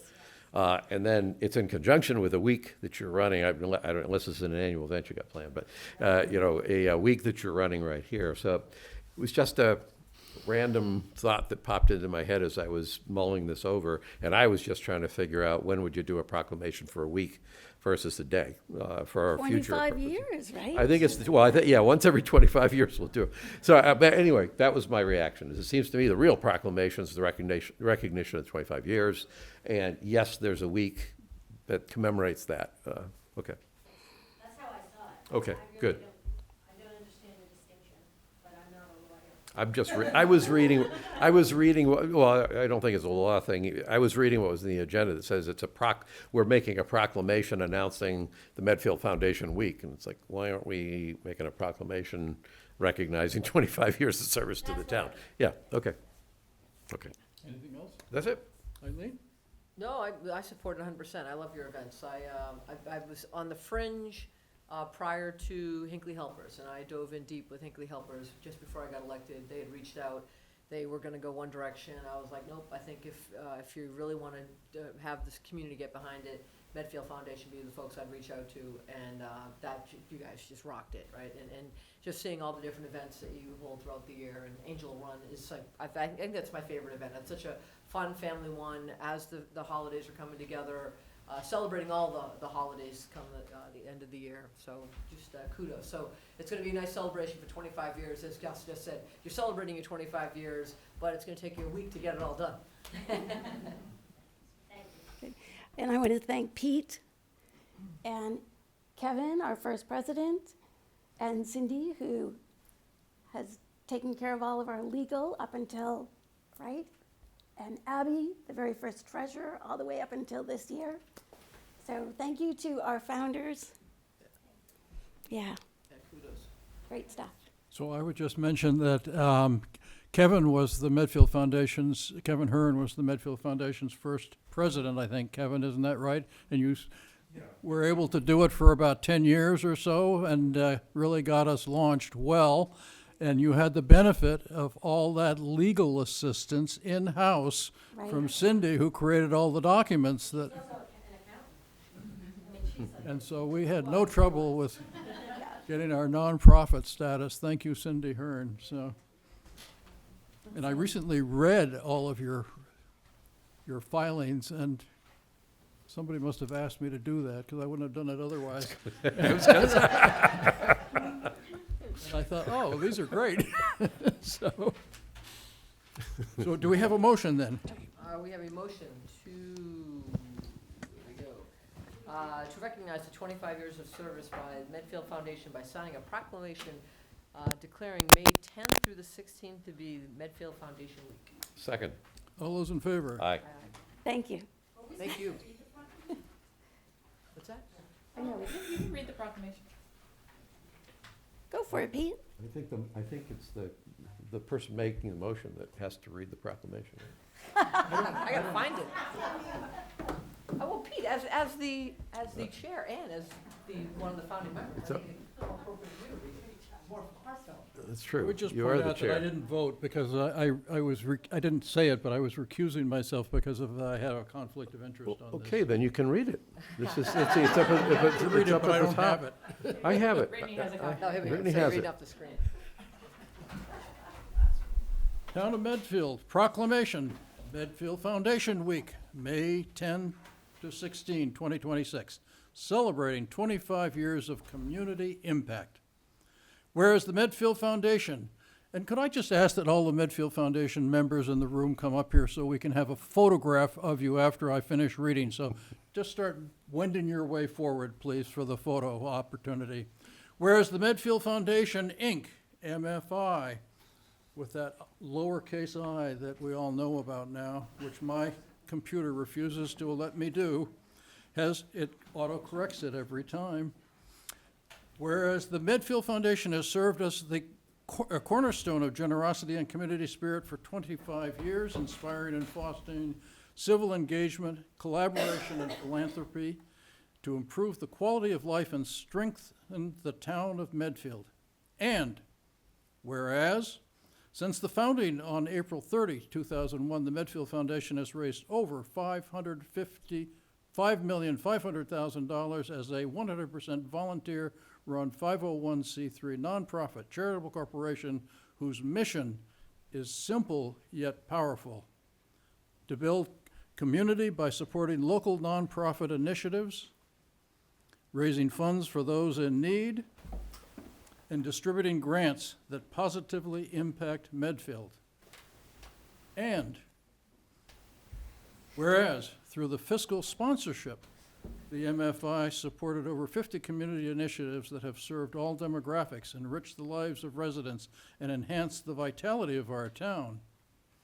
And whereas the Medfield Foundation raised over $1 million for its Medfield Foundation Legacy Fund endowment, ensuring long-term resources to benefit future generations.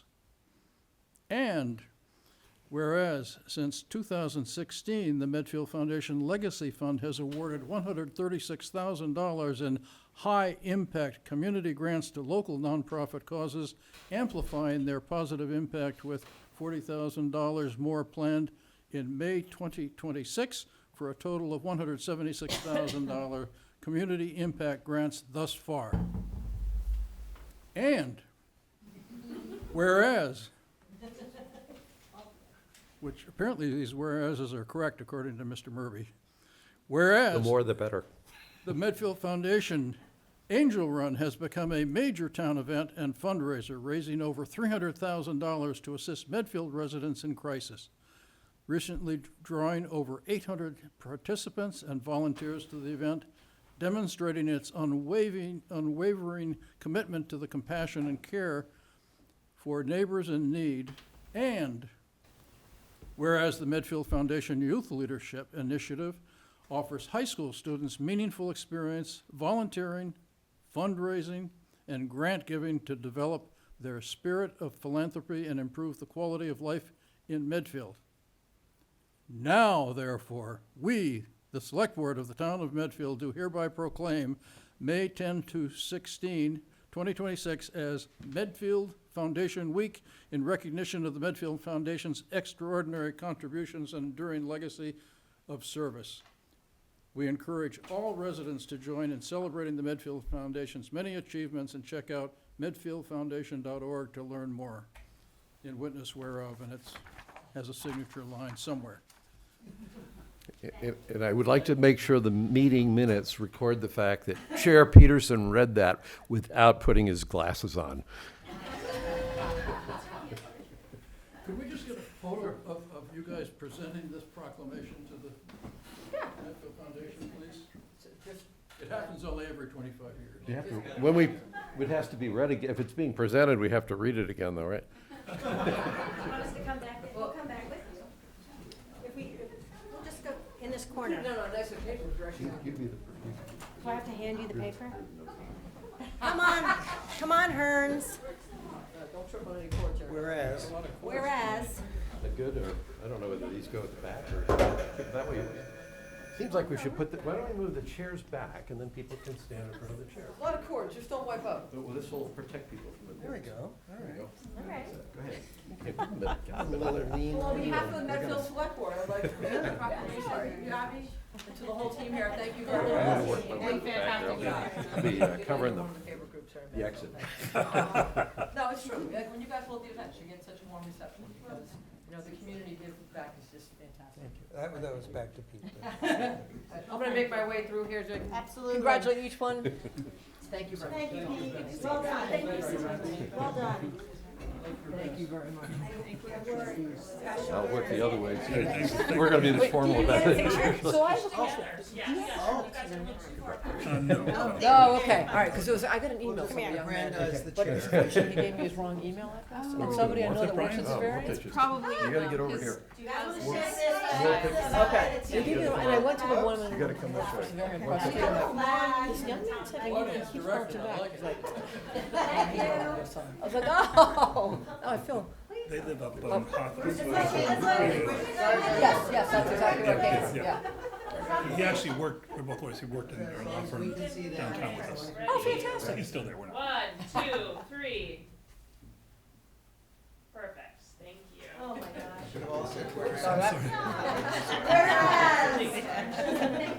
Thank you. Well, that was fun. Thank you very much. Very good seeing you.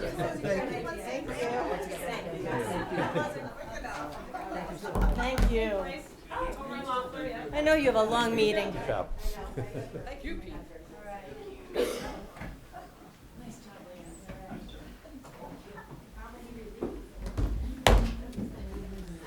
I'm going to suggest, since we are only on item 4 of 27, that our citizens' comments, Meredith is here, so if we could move her up in the agenda.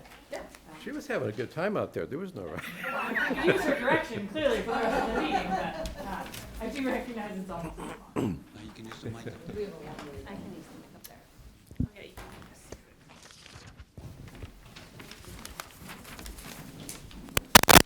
Thank you.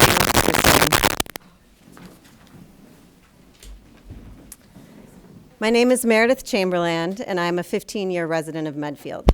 I currently reside at 10 Pleasant Street. I know I am at the end of a long day, followed by a long night of agenda items, and I very much appreciate your willingness to listen to what I have to share. My husband and I have raised our 2 boys here, who are currently a senior at Medfield High School and an 8th grader at Blake Middle School.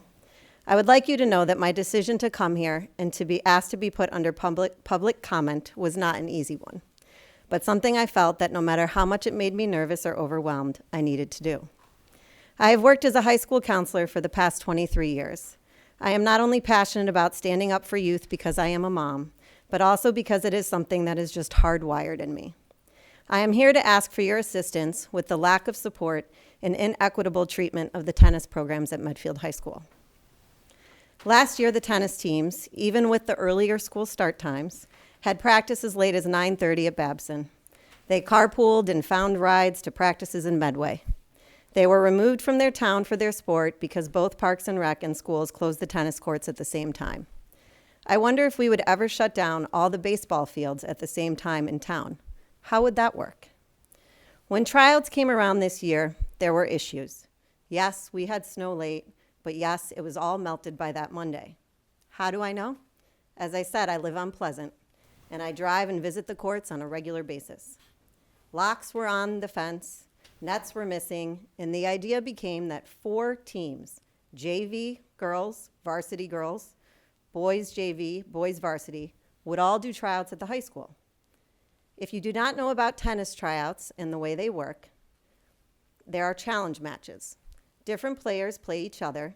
You win a match, you get to play someone else who won a match, and so on and so forth. You cannot do challenge matches when you only have 2 courts and lots of players.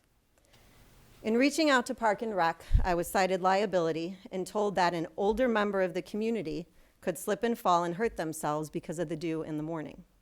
But doesn't it rain in the summer? I do not ever recall courts being locked and unlocked based on the weather, and there being a court moderator that determines when people can and cannot use the courts. With all of our open spaces, we expect our residents to use some common sense.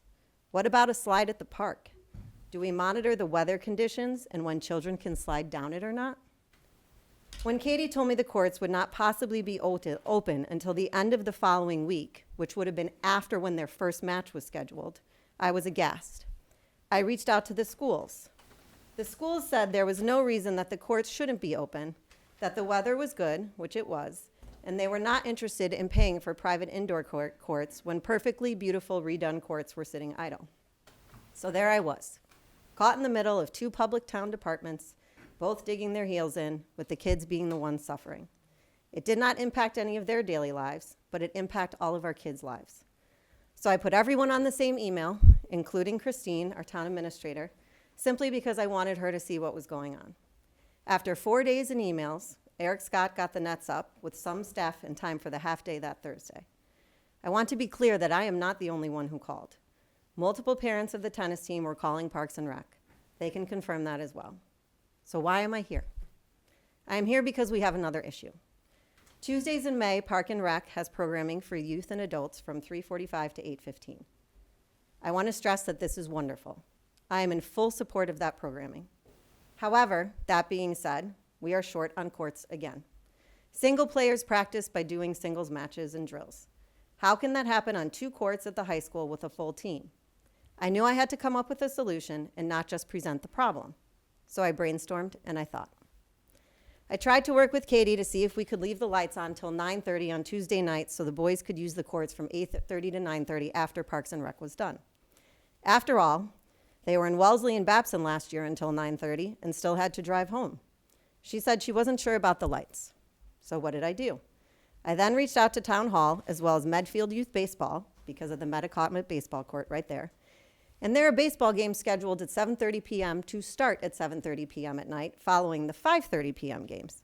And I was told their lights stay on until about 9:45 at the very latest 10 o'clock. Christine also confirmed that by Town Hall investigation, they learned the same thing.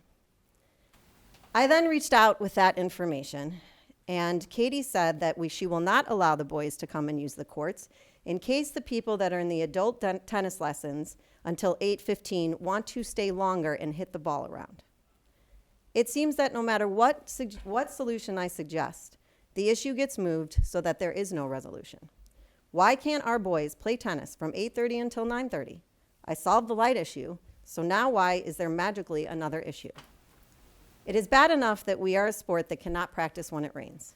That is not the case for other sports. Today, somebody was shining down on me, gave me a perfect example. Tennis is the only one that can't practice in the rain. So today it rained. And then the courts were wet when practice was still canceled, practice was still scheduled. So the kids still decided to have their team dinner that was scheduled for tonight for after practice so they could be together. It got sunny outside. My son took the car, drove down to the courts, and saw that they were half dry. However, he realized they would not be fully dry until about 7. That would be fine, and I think it was $150,000 we spent on those lights. However, the button for the public to use the lights to turn it on no longer works. So this option is not available to them. So a group of high school boys, as part of a team, cannot access the lights or the courts that the town spent $500,000 between the resurfacing of the courts and the lights of taxpayers' money. The lights were an issue last night as well. The boys played Holliston, the varsity team, at 4:30. Anybody that is familiar with tennis, the matches are unpredictable. Some go really long. It went long. Second doubles, because there's 4 courts and there's 5 matches, they have to go after the first 4 matches are done, in addition to JV. It was after 6:30, the clouds were coming across the horizon, the sun was setting, and it was getting hard to see. But guess what? They had no lights. No one turned the lights on last night, and they had no power to do so. Please note, that is simply unacceptable. In terms of our varsity tennis programs, they made the Sweet 16 2 years ago, they made the Elite 8 last year, as did the girls, and have 3 starting seniors who are all captains in the 3 single spots. This, by all counts, looks like another very promising year. The tennis parents are upset. I have talked to the coach. I have reached out to the schools. I have a meeting with Robert Pargo tomorrow. I am happy to provide you copies of all the emails as evidence of my attempts to find solutions to these problems for the past 3.5 weeks. These kids deserve the ability to practice as a team on Tuesdays during the month of May leading into the state tournament. Someone needs to fight for these kids. They are not just accomplished on the tennis court, but they are accomplished in the classroom as well, except they go invisible because they are a small team. These seniors are going to Florida State, Dartmouth, Northeastern, and Hobart Williams Smith. They are not just athletes, they are scholars. We need an ally. We need someone besides their parents to care enough about them and want to partner with us to find a solution. Thank you for listening. Thank you for coming in. Doug, comments, questions? I think it's citizen comments. We hear you, Thank but you. can't react because it's not on the agenda. Eileen, anything? No, other than, we know legally, but I thank you for coming in, and then that allows us to put it on a future agenda. Yes, and I can tell you that Meredith and I spoke yesterday. We have put her in touch with the co-chairs of Parks and Recreation, and you're gonna meet with Dr. Target tomorrow, so hopefully there'll be some movement on that. Trying. I just want them to be seen. Yeah. Had a tough couple of years. Kids just want to play. Well, the kids are fortunate to have a good advocate, so Thank you. thank you for your work on this.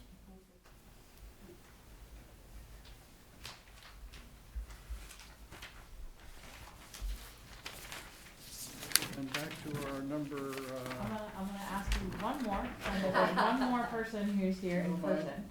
And I think our going through the warrant will take some time, but if we can do the appointments, number 9, our appointments to the board and committees. okay. Number 9, board and committees.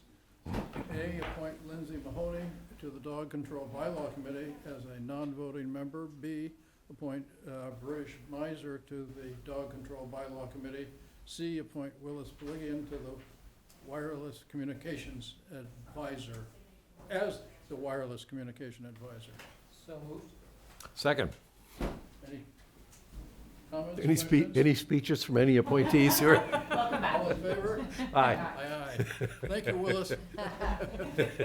Someone needs to go to bed before 10. That poor dog is gonna be in pain when I get home. And then I expected Hilly to be here. I will have to follow up with her.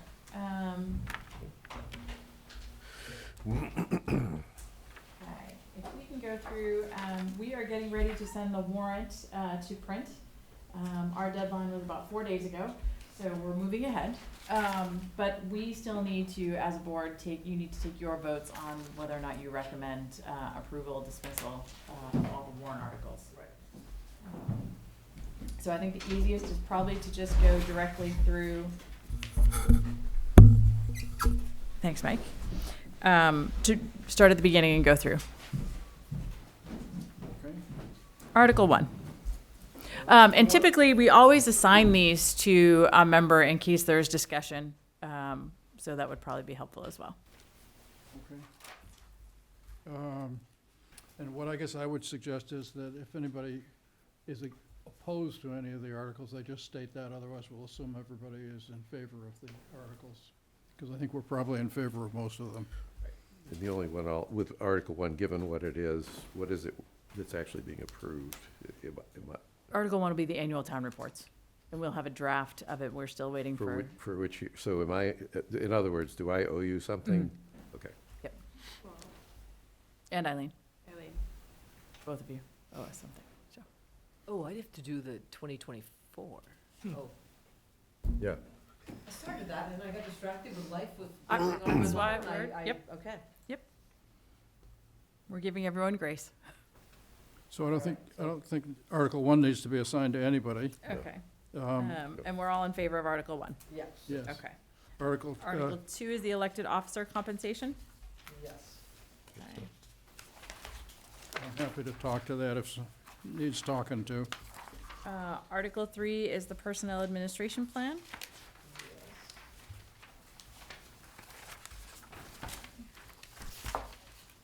Article 4 is the creation of the new community CPR training revolving fund. And if that needs to be spoken to, is that the fire chief will speak to that? Fire chief will speak to that. I anticipate this will be on the consent calendar, but he'll be available to speak to that. Okay. Article 5 is the authorization for the new Hometown Hero banner revolving fund. Yes. Yes. if one of us needs to speak to that, I'm willing to do that, so we can probably Okay. have more Okay. conversation. That would be great, actually, because Ian, our veterans agent, has town meeting in Walpole at the same night, so he's gonna be bouncing around, so that would be fantastic. Okay. Article 6 is the annual revolving fund expenditure limit. Yes, All in approval? straightforward. So is that one that you would best speak to, Chris? Yes, I can speak to that, and that's also, I anticipate to be on the consent agenda as well. That's just housekeeping. And the biggest change on that one's the ALS, in terms of the numbers, every year we have to reauthorize them, but All the biggest numbers change, have are they stayed all- they're all the everything same? has stayed the Okay, it same. was last year that we bumped it up. We bumped it up last year, and we added in, this one will reflect the new community CPR and the HERO. Yeah, okay, Hometown good, banner got it, program. okay. Article 7, perpetual care trust funds. Yes. Yep, Okay. The local PEG access appropriation. yep. Yes. Okay. Appropriations and transfers to the capital stabilization funds. Yes. Okay. Do we need, don't need anybody to speak No, to I it. can speak to that. That's good. These also, the first 10 or so are probably going to be on the consent agenda Yeah, anyway. okay, We haven't okay. formalized that with the moderator, Yep. but that's our recommendation. Okay, okay. And then Article 10, the capital budget appropriation non-buildings, that is not on the consent agenda. I apologize, that one is not. And this, the capital budget committee will be prepared to speak on this, as well as Brittany and I as well. Okay. And then Article And 11. Eileen, you're on the capital budget, aren't you? Yeah, so you would speak So to it you actually. should take that one probably, right? Article 11, transfers to the municipal building capital stabilization funds. That one. And then Article 12 is the capital budget appropriation for municipal buildings, and this is the municipal building stabilization funds, which Eileen, you would speak to that as well. Okay. Let's hope we don't have to. Article 13, you've already approved. Article 14, you've approved. Article 15, you have approved. Let me slow you down on Oh, that sure. one. So the because I put this in the meeting minutes, the 13 and 14 we've approved, 15 we approved, but with the understanding that's a $2 million or under $2 million override amount. That is correct. So as long as that caveat's there, that's how we approved it. It's not just a blanket approval. That is correct. Mhm. Okay. Let's see. Article 16 is the Water and Sewer Enterprise Fund. Mo will be there to speak for that if a question comes up, as well as the Water and Sewer Board. Article 17 is the transfer of the surplus bond proceeds.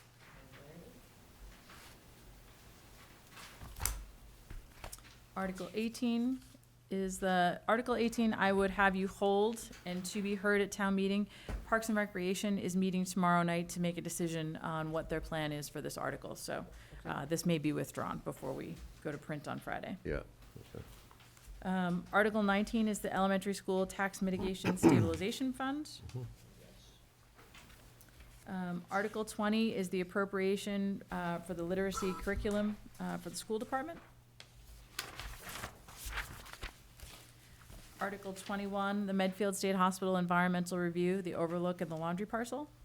Gus, you have that one? And if there's questions on that. Yep. Although this one here, are you the best one to talk about? You're probably the best one to talk about. Yep, I can this talk one. about that. Decide to leave the overlooking laundry parcel in there is the only, Yes, that amount of money will only be able to cover those two. no, I meant more, because theoretically you can use it elsewhere if you don't use it strictly there. Right, we're gonna focus on these. Like I Yep. said, it wasn't a big deal. Article 22, Medfield State Hospital, this is the maintenance and security. I think that's you again, talking about that. Yes. Okay. Yep, okay, approve that. Article 23 is the appropriation for the landfill closure attorney and engineers. We can speak about that. Who would speak about that? Brittany or I can speak about that. Okay, We've been okay. moving that forward. Okay. Article 24, this is the appropriation for the Medfield State Hospital engineering that we need, and that is for the 12 acres for parcel B. And that's probably me. I think that's probably you. Yep. Okay. Article 25 is the Conservation Trust Fund. That will also be a consent agenda, but if that comes up, I'm sure any of us can speak. It's only a $5,000 appropriation. Article 26 is appropriating funds for the Economic Vitality Fund. Change that. So we just need one member of the Just select one board member to to take say that. they're gonna hold their breath until they turn blue if we don't get it. I think all of you can stand up and support. We'll mark you down for all that one. Article 27 is the snow and ice deficit. I am more than happy to present that if the question comes up. You did a good job last night, so why not? Thank you. Article 28 is prior year bills. So I'll mark down approval on that. Article 29 is the reduction of the town meeting quorum. And this is going from the 250 to 150 in the bylaw. Do we need somebody to talk about that one? Be prepared Yeah, I to think if, one of you are, yeah. you wanna do it, or? I gotta make it You look don't like have you're earning your- your I'm $900. fine. I'll do that one. Pete can do that one. Okay. Article 30 is the town charter amendment for the time of elections. That's a 2/3 vote. For the elections? So Article 30 is not a majority, it's 2/3, you're saying? Yes. In this thing, it says Good thing you majority. got it to us before we go to print. Yep. Let's see. Do you want to talk to that, Christine, or do you want one of us to? I'm happy to do it. You can talk about it. I actually think you should, you Yeah, kind of. that's really fine. I think I've been talking about it for about 25 Right. years now, so Right. I'm prepared. Article 31 is the adoption of the specialized stretch energy code. Yeah, we don't have a agreement on that one. Okay. I can talk about that one from, All right, so are we You know. voting on that tonight? If you're not, yes. Because I'm not supporting that right now either. Yeah, okay, I'm I'm not supporting it, e- so there are 2 against and 1 in Two, favor. one. But Okay. in fairness, if Hilly was coming to, I thought Hilly was coming this evening to Yeah. speak about it, but I will have her reach out to each of you individually. right. And you can have a conversation with her prior to town So- meeting in case you want to change. So my question, so right now, if we were voting, it would be 2 against, 1 for. Okay. And do we need a formal vote now? Is that tentative? And if she wants to come and make the case? I mean, Or is- I listened to warrant committee, I listened to the permanent planning building. It's just too early. The impact on the school is huge, so it's just, you can't do it right now. It wasn't huge the last time. It was actually, when they made the school net zero school last time, it was revenue positive from year 1. That's incorrect. That is absolutely That's incorrect. Contested then, I guess, okay. Yeah. It could have been. I've yeah. listened to the people that are involved, that it's not there. Last time it could possibly have been if the batteries and the agreement with Eversource that Lexington had, possibly, but that wasn't part of the equation. So it was an added cost. I've gotten one sketchy estimate of it, but neither the Energy Committee nor the building, the SBC chair could tell me what the cost was. So how do you see that, 2 to 1 dismiss? Yeah, it's recommended, recommend dismissal. Yep. And I will offer Hilly to come on the 21st, Okay. just to give her an opportunity to speak. But by that time, this will have already gone to This will have print. gone to Okay. print, but you can always change your minds at town meeting Yeah, if you wanted okay, to. Okay. Article 32, this is to authorize the transfer of the Castle Hill sewer system to the Board of Water and Sewerage. I have to recuse myself from that one. Okay. But I'm, This is the one when the group came in a couple of years ago. Yes. About the Yeah. road. They talked Yeah. about this. Yeah. as a building. Yeah, this is- They have we've agreed been- that they will Yep. bring it up to, Mhm. Yeah. So as long as we know that the water and sewer have declared the work that needed to be done to make it, and I guess DPW Mhm. more generally, the work that needed to be done has been done, and we are now prepared to accept it as a town. It's not, the work isn't going to be done until the town meeting action. They don't want to spend the money in advance and have town meeting say no.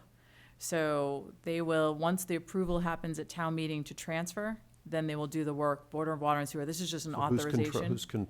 So this is authorizing who to, Board of Water and Sewer to accept it once it's brought up to the standards of water and sewer. They wanted to know that the town was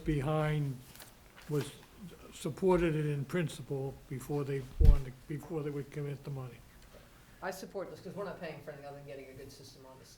It's not like we're paying enough to get a good system to come on. Yes, they've been working with water and sewer, and have the plan to bring it up to capacity. They just Their didn't want to spend the attorney money and I without it. worked this So this article is simply us authorizing water and sewer to exercise its judgment to determine when the work is satisfactory. Yep.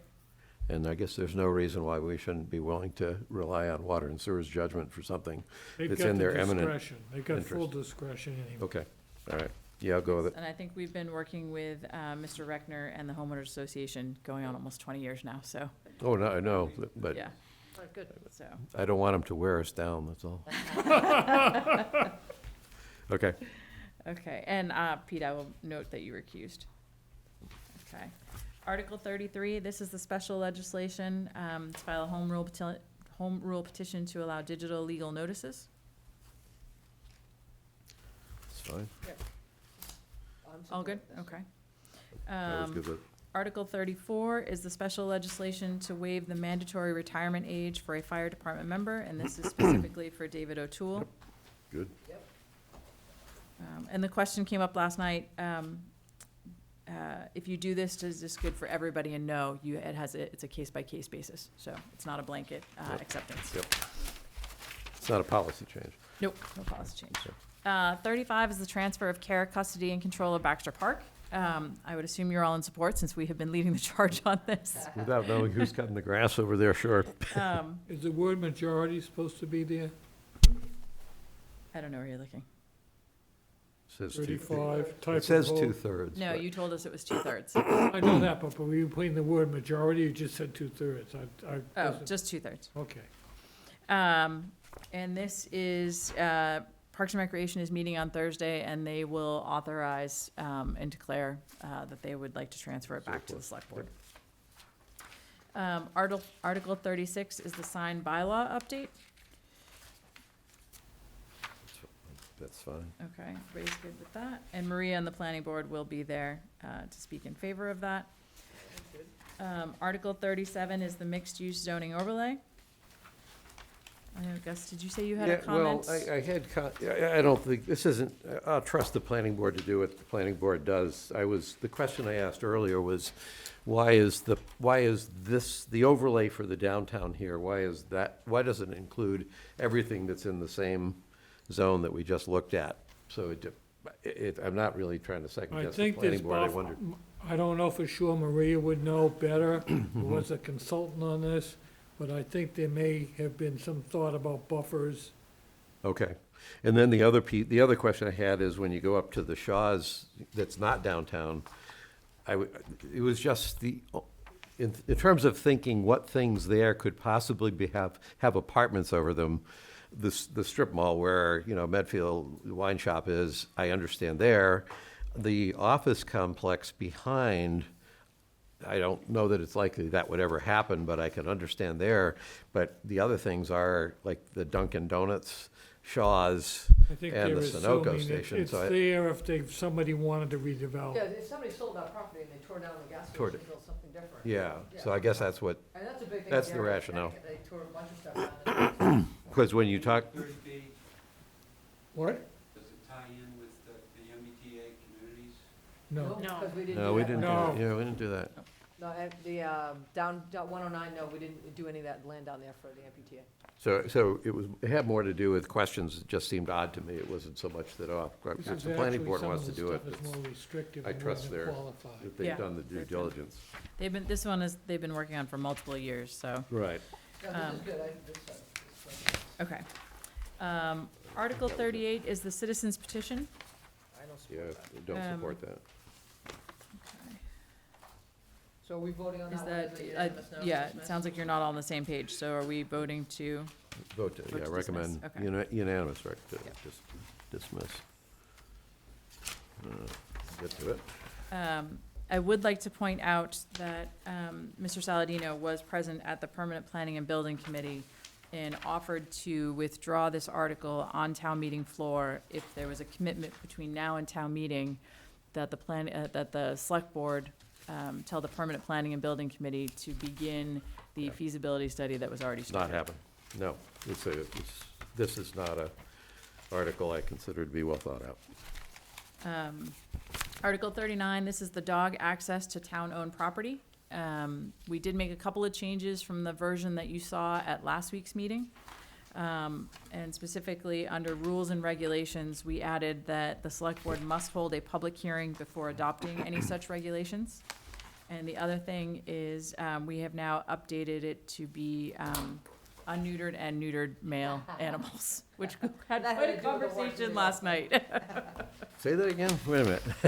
So Emily McCabe, who happens to be a vet, was like, I just have to say, we talk about spayed dogs, well, could we neuter the males? Yeah. Okay, we'll put both words. So we're making Oh, the oh, change. oh, oh. Yes. Oh, It- I thought we were differentiating neutered versus unneutered males. It's like, must be a behavioral issue I wasn't aware of. And then, well, so, Just so you I guys know, had- last night at the warrant committee, they voted it 5-2. I had comments from the last meeting. I have copies of them, but it sounds like the train's leaving the station with what's here. The issues I had was adding, like, the well fields is one of the places that was no dogs.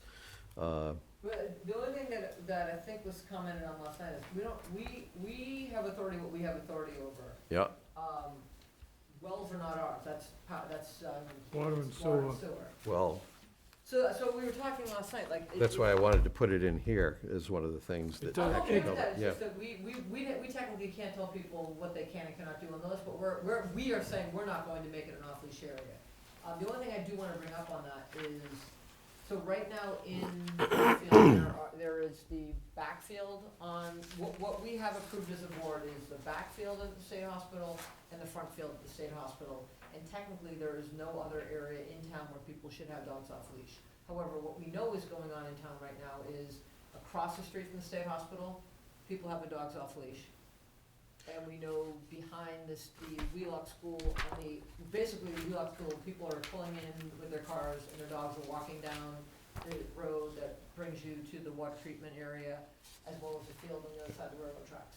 We just know that is happening, and what I'm getting peppered left, right, and center is, how come the select board hasn't talked about these areas to be formally on or off? Well, When right now, it's a known off-leash area that we have not addressed. Right.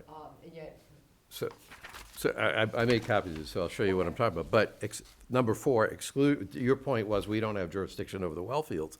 Number 4, exclusions. The following areas shall not be designated as off-leash areas: the Medfield Rail Trail, all town-owned school grounds, which we have no jurisdiction over, parks and recreation fields and facilities, which we have no jurisdiction over, all town cemeteries, and I would have said, and well fields. okay, Because that's not us exercising, we're just excluding it. okay. And then that one gets taken care of. Okay. To me, that's like, of all the things we need to start getting a hold of beyond the hospital, that's number 1. But the thing I just wanna make sure that we're agreeing to when if this gets passed is There's that one. the select board, the dollars that are being raised for the potential medallion program is not to police those other areas.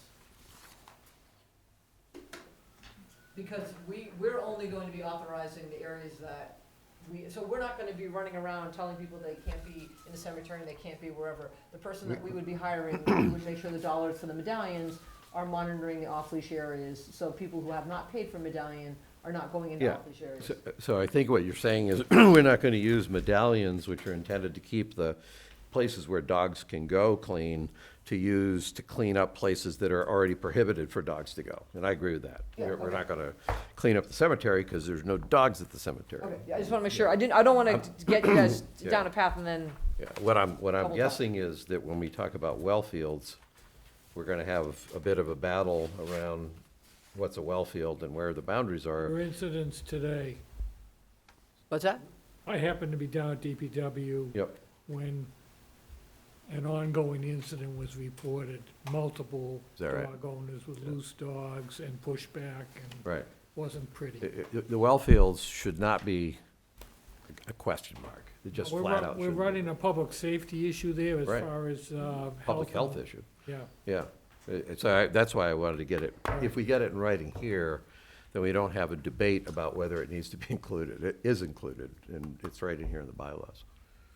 Then we'll fight, then we can figure out the enforcement side of it. Okay. But see what I'm saying? Okay.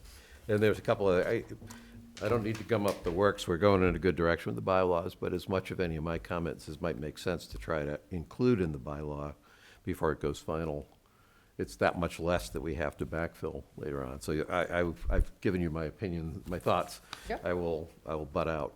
Well, the beauty of it is if this is accepted at town meeting, then the webpage, and Joe Hunt was great last night, because they were going back and forth with like, well, how do you do this, how do you do that? And Joe's like, well, I just Googled Brookline, and it took me 5 seconds, and they have a formal program, and all the data's right here. And so it's a matter of, if this gets accepted, then we work on the website, and there's going to be a website on the Medfield town page that will describe this whole program.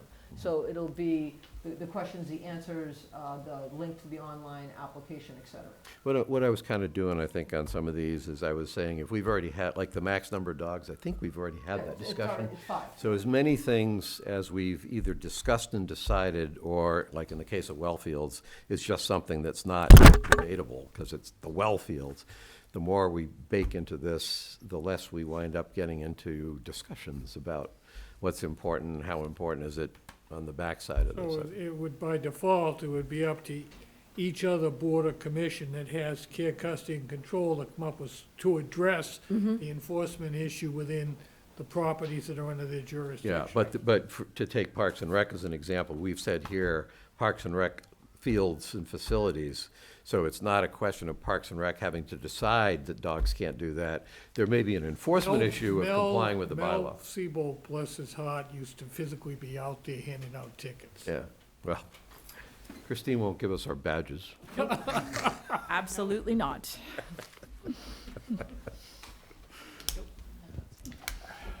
Despite our eager interest. Keep losing those emails. And that's it. Article 40, we carry. So do we support? Oh, I'm sorry. Did you take a vote? I'm sorry. Are you all? I in just need to make support sure of it's it? either written or not written, that it's. And Eileen, you're the one on I'll definitely talk to 39. this. Yeah. And are you all in support of moving that one forward? Yes. Okay. Which, 30? The 30, 39? Yes, 39. oh, yeah. Okay, great. I just wanted to make it more comprehensive. Yeah, I'll add that And, in. yeah, and you guys figure it out. Perfect. Okay. And Article 40, we typically dismiss. That is if somebody would like to use free cash to reduce the tax rate, but we have set out our free cash use in our policy. All right. Okay, thank you. And we've been talking about them for a long time, so it's nice to get them finalized. Next up, I need a vote to post the 2026 annual town meeting warrant. Do we have a motion? So moved. In favor? Aye. Thank you. Did we officially vote on number 5 there? We talked about it, No. but did we? We didn't. Oh, no, we did, well, we 5? We vote? did. We voted on yeah, it. we- and we could We be- indicated Yeah. as we went along. Okay, all right, just want to make sure. Number 7, vote to approve fiscal compliance checklist for the fiscal year 2026 budget. Yes, Well, so you'll that's see this. that is the document in front of you. This is our annual review to make sure that what we proposed in the actual fiscal year 26 budget came to fruition, and what our proposed fiscal year 27. And this is laid out in the financial policy to, it's a compliance check to make sure we're meeting all the standards of the financial policy. And we've reviewed with the chair of the warrant committee, and we are pleased to report we met it for fiscal year 26, and we plan to meet it for fiscal year 27. Even with the override budget, it still meets the compliance standard for the financial policy. Excellent, thank you. And that is also With printed in the warrant report With the currently contemplated override. with the current override, All correct? right, so I will move that vote. Is there a second? All those in favor? Aye. Number 8, review and vote on the coordinated commitment between the Select Board, School Committee, and Warrant Committee for the proposed operating budget override. So this is the letter Yeah. that, if you wanna, My view on this is, I actually thought we had agreed to the parameters that are in that. The school committee hasn't committed to this yet, so I'm not prepared to approve, I'm not prepared to commit us, personally, to committing to this if there's any question of whether the school committee's committed. This was the result of a sort of extended discussion. There were compromises made. If the compromises aren't there, then personally, I have a different position around how things should be done between the town and the schools if we can't get somewhere So let me with ask you a this. quick question from last night. I can't remember, Warren, and you guys stayed for the whole meeting. Did they approve, vote it, or were they waiting too? No, a warrant committee, it was their letter, so they're voted they're on it. asking for everybody to So I'm sign on to curious, it. if this, unless you don't want to answer this, if, like, I support this, because, What if the school committee doesn't? well, the school committee then puts himself in not getting the override over. Well, but the issue is, if the school committee isn't prepared to commit to this thing, if we're not all three committed to it, Yeah. then there's not a lot of advantage for us to commit to a position that we may be at a disadvantage not knowing what the school committee is planning to do. So I am totally prepared to agree to this if all three of us are agreeing to it. If one of us is not agreeing to it, the whole point of doing this was to try to get all three boards and committees in So your sync. concern would be that right now we're saying, I think I have the numbers, what, 3-2 and 3-6, right? And that Yeah, if they are not- 3-3 and 3-6. Yeah. Okay, so so what you're saying is if they don't agree to this, in their mind, they may be saying, we want 5-something. So you guys go ahead and take your Okay. 3-3, we'll take Yeah, 5-something. exactly, that's what I don't want to get put in. I'm happy as soon as I know they're on board. I thought we had kind of told Steve, we've You already- agreed in principle we at agreed our in last principle meeting, but to you this, wanted so some it's more not time to that review. We're not holding back, but for some reason the So school what, committee. how about if we vote to approve it subject to the Contingent. school committee? I'm fine to, yeah, Perfect. I'm fine to do that, That sure, works. yeah. Yeah. Okay, So so our I'll move that- approval comes in, yep. Okay, so I move that the select board votes on the coordinated commitment between select board, school committee, and warrant committee pending the approval of school committee for the proposed operating budget. Subject to. Subject to, excuse me. As soon as I said that, I knew I said that wrong. Yeah, so we're voting to approve this coordinated commitment letter, subject to The the school school committee. committee also approving it. Yes. Second. All those in favor? Aye. Aye. Number 9, we've already done. Number 10, to vote to authorize the chair to sign the OPM contract with Vertex Companies LLC for the Dale Street Elementary School project. Any questions on that? Issues? Nope, that was, I so that didn't was know. just decided Yesterday. yesterday. Today's And Tuesday, then yeah, yesterday. tomorrow night, they will be presenting to the whole school committee, the school building committee. So I move to authorize the chair to sign the OPM, or we authorize the chair to sign the OPM contract. Second. All those in favor? Aye. Aye. Okay, number 11, I just have a change to the wording on this. So, actually, when we were negotiating, the third amendment, you had authorized me to sign this agreement. Yes. So this is just a report out that we have signed the third amendment to the land disposition agreement. And this was Okay. related to, the affordability. The second the original, the first, and the second revision all said, at 80%, for our affordability, and it needs to say up to 80%. Yep. Okay.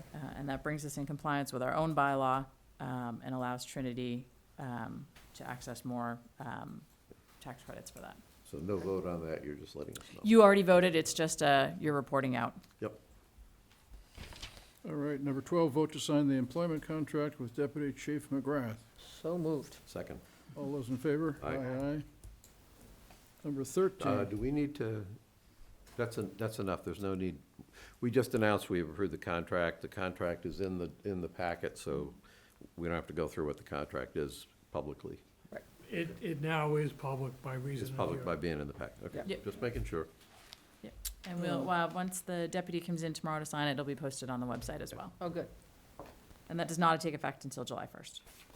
number 13, vote to allow the 375th Committee to install pole banners on town-owned light poles, lanterns, in the following locations: A, Townhouse, 7 banners; B, Library, main entrance area, 5 banners; C, Public Safety Building, 4 banners; D, Baxter Park, 10 banners. I had one question, does this fully address both what the town is planning to do directly and what the Legion is trying to do? I think the answer is yes. Yes. Okay. Yep.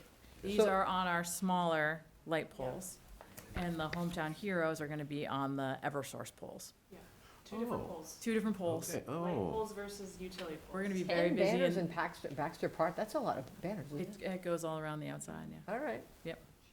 All right, I'm, motion on that one? so just the wording here on 13, because I didn't even understand we were still on the Eversource light poles, because this says, vote to allow 375th Committee to install pole banners on town-owned light poles.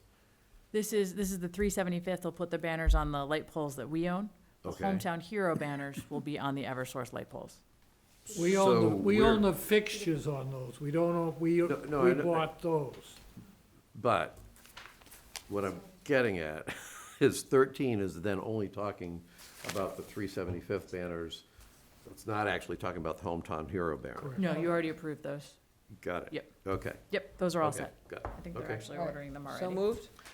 Second. All those in favor? Aye. Aye. 14, vote to sign a letter of support for Trinity Acquisitions, proposed adaptive reuse of the Medfield State Hospital using state and federal historic tax credits. And this is just a letter of support. Yeah. Yeah, so moved. Second. All those in favor? Aye. Aye. Aye. 15, vote to authorize town administrator to sign the Green Communities application. So this is the stretch code linked green communities as Correct. opposed to, yeah, Yeah. okay. And So this is moved. an RTU project over at the high school. Okay. Second. All those in favor? Aye, aye. Aye, aye. If we don't adopt the specialized code, then we can't become a community Yeah, A right. climate leader. climate leader, Right. and then we can't get the big grants. Number 16, vote to sign the contract with Trendline for data collection and analysis and evaluation of the Medfield outreach to be paid from the DCF grant. So moved? Second. All those in favor? Aye. Aye. 17's been voted. 18, vote to sign the contract with Almar LLC for Medfield outreach interior office renovations for $149,890 and about 400 pages long contract. Is Kathy in hog heaven?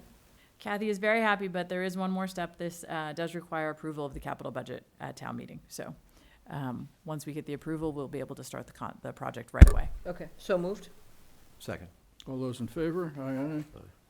Number 19, vote to sign the contract with Lion Stone Concrete Coatings LLC to remove the existing resinous flooring and replace with a new resinous flooring at the Mechanics Bay area of the Medfield DPW garage for $33,224. So moved. Second. Also pending capital budget approval. Okay.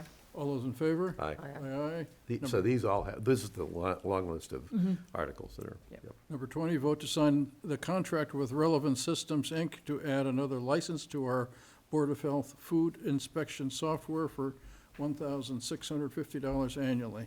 So, yeah, so moved. Second. All those in favor? Aye. Aye. And if I can just go back for 1 second, I should thank Rob and Ben in our procurement and facilities office who are getting these projects on the street and ready to go as soon as the money is available at town meeting, rather than waiting. So they're live bids and active, so great. And number there's 21. language in the contracts to protect us, that Yep. they say right in them that they're subject to Yeah. Right. town meeting appropriation. Number 21, vote to allow Boy Scout Troop 617 in Boston to park overnight near the Charles River kayak launch so they can go on an overnight canoe trip along the Charles planned for April 25 between Medfield and Dover. Yeah, This shows how little I know about where the Charles River kayak launch is. Right, That the is overlook. it's not actually at the state hospital, but it's actually right outside the wastewater treatment plant. Yeah, I know, I was gonna say, yeah. that one. And there's parking there, so it makes And sense. there's parking there, Yeah, and sure. the chief has been alerted to this, so they know that they'll Okay. be parking overnight there. Mo is fine with the parking overnight there, Yeah, so I get that's it. the actual location, not at the state hospital. Got it. Everything that's where I else launched revolves from. That's around why the I know state that one. hospital, Yes. so That that's what we explains thought it. as well. I know where this one is. I've used it many Yep. times. Yes. They should get the hot dog wagon there. Makes a with it. lot more sense. It makes a lot more sense, so now I know where it actually is. All right, so moved. Second. All in favor? Aye. Aye, aye. Consent agenda. Going downstream first. That's downstream. Way back up. Let's see, we've got a very long consent agenda, Mr. Town Council. Is it okay to just move the consent agenda as printed in the agenda? I looked quickly, most of them had to do with signage. I don't know if there's anything else. Number 22 is Yes, request to so- place signboards for the electric car show scheduled on May 3. Number 23, Medfield Historical Society and Friends of Dwight Derby House jointly seek permission for the additional Medfield History Weekend initiatives planned for Friday, April 24.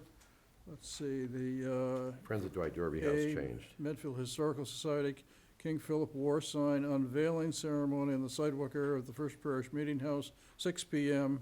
State and town officials, Nipmunk, representatives and committee members anticipated to be in attendance. Police chief has been consulted and does not see a problem with this gathering. B, Friends of the Dwight Derby House short post sign unveiling reception history weekend kickoff event at Dwight Derby House, 6:30 to 8:30. There's a one-day liquor license in there. Right. Alcohol, Right. beer and Trash wine. recycling to be handled by event volunteers. Food permit waived by Board of Health. One-day wine beer permit request for April 24 from 6:30 to 8:30. C, Joint Society Friends of Dwight Derby House, creation of luminaria walk from the sign unveiling to deep Dwight Derby House and on the front lawn of Dwight Derby House, lighted from approximately 6:30 to 10. These luminaria bags, approximately 50 to 75, will be battery operated and similar to the ones used at Baxter Park for the Veterans Day ceremony. First Parish has granted permission for the luminaries on its property. We would sell the luminaries, example, $5 each, with proceeds going to the town clock repair. We would also mark luminaria with the names of Medfield historic figures, prominent families taken from Tilden's History of Medfield. We would appreciate getting preliminary feedback from the select board on the option of floating luminaria on Meeting House Pond, with the understanding if we decide to proceed, we would need to get formal approval with Conservation Commission review as well. Number 24, request to place sandwich board signs at the usual locations to advertise the Medfield Garden Club Spring Plant Sale from May 9 to May 23. Plant sale can't be for 2 weeks, but, number 25, Medfield Environmental Action is requesting to place signs at the transfer station intersection of, We were over that issue with Gus previously. That's probably the period they want the signs for, Yes. it's just the Right. wording. yes, yes. Right. And Medfield Environmental Action is placing signs at the transfer station and the usual places, advertising Climate Week from April 24 to May 9. Memos request to hold the 46th Annual Discover Medfield Day on Saturday, September 26, and to use the town-owned land at Meeting House Pond and portions of North and Prairie and Upham Road. So I just emphasize that that's the comprehensive approval for Medfield, the usual annual approval. And Okay. my question on that one, are there any issues that we learned so they're doing the same thing as they did last year. Are there any lessons learned or issues from last year that we should be emphasizing? They seemed happy with it. Okay. No, I think everybody seemed happy with it. The only one I could think of is that I thought the coordination with the neighbors was, at the front end was a little sketchy, if I remember right, Well, but I outside of think that. because it was a new thing, maybe, Yeah. so. Yep, I think both chiefs have taken care of Okay. that, so Okay. shouldn't be an issue. They're looking for, Medfield Days runs from 10 to 4, and they're looking for approval of a common victualer's license for the event. And 27, Sustainable Medfield is requesting to place sandwich board signs at the Medfield Transfer Station intersection of North and Main, sidewalk jut out, intersection of Route 109 and Harford Street, northeast corner of Route 27 and South Street, to advertise Repair Cafe from April, well, that's the signs, so we don't know when the Repair Cafe is. And that's so the one thing we have to indicate is whether we're okay with their floating luminaria on Meeting House Pond. And I'm okay with that. I am too. Yeah, be fun. Okay. It's just Can we preliminary move the feedback, so. Consent agenda then? All right, so moved. Second. All those in favor? Aye. Aye, aye. All right, meeting It minutes. did look like a long agenda, but I didn't think it was gonna be a long meeting. Citizen comment, we already did. Meeting minutes, are we okay to I am good. approve those? Yep. Whoever did them, they were great. Their meeting minutes quality has gone up significantly. It's It's, I know, incredibly noticeable. I've mentioned that before, it was Cameron. This is actually a step, and the way it's organized, if we were trying to get something that was slightly more concise, but still had everything, and I know she's just following the agenda for the most part, but it's actually a nice structure. I don't think it's hard for her to do it from an organizational standpoint, so that's good. I had, on March 31st, just to let, I had some like little minor mechanical edit type things. Like one of them, I think, was Ms. Potts, not Mr. Potts, because Mr. Potts wasn't reported as being present at the meeting. That's the only reason I knew. But on March 31st, there were a couple of revisions I had. I don't know if I have it up, but one had to do with the approval of Article 15. I wish I wrote it down, and I don't remember. And the other one was a dog control bylaw. Let me just see for a second if you humor me. Do you want to just hold that one for the next meeting then? No, these were minor changes, but they you actually said something, so if I can, meeting minutes, hold on.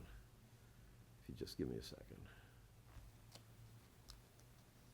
I can find Cameron's. Mr. Bennett's crossing his legs right now. Poor little guy. Hold on. I just needed to get to it. Oh, no, he's in his little pen, probably like, come on, Just give me a second. you fed me, I gotta get outside. Let me get down there. No, get down there.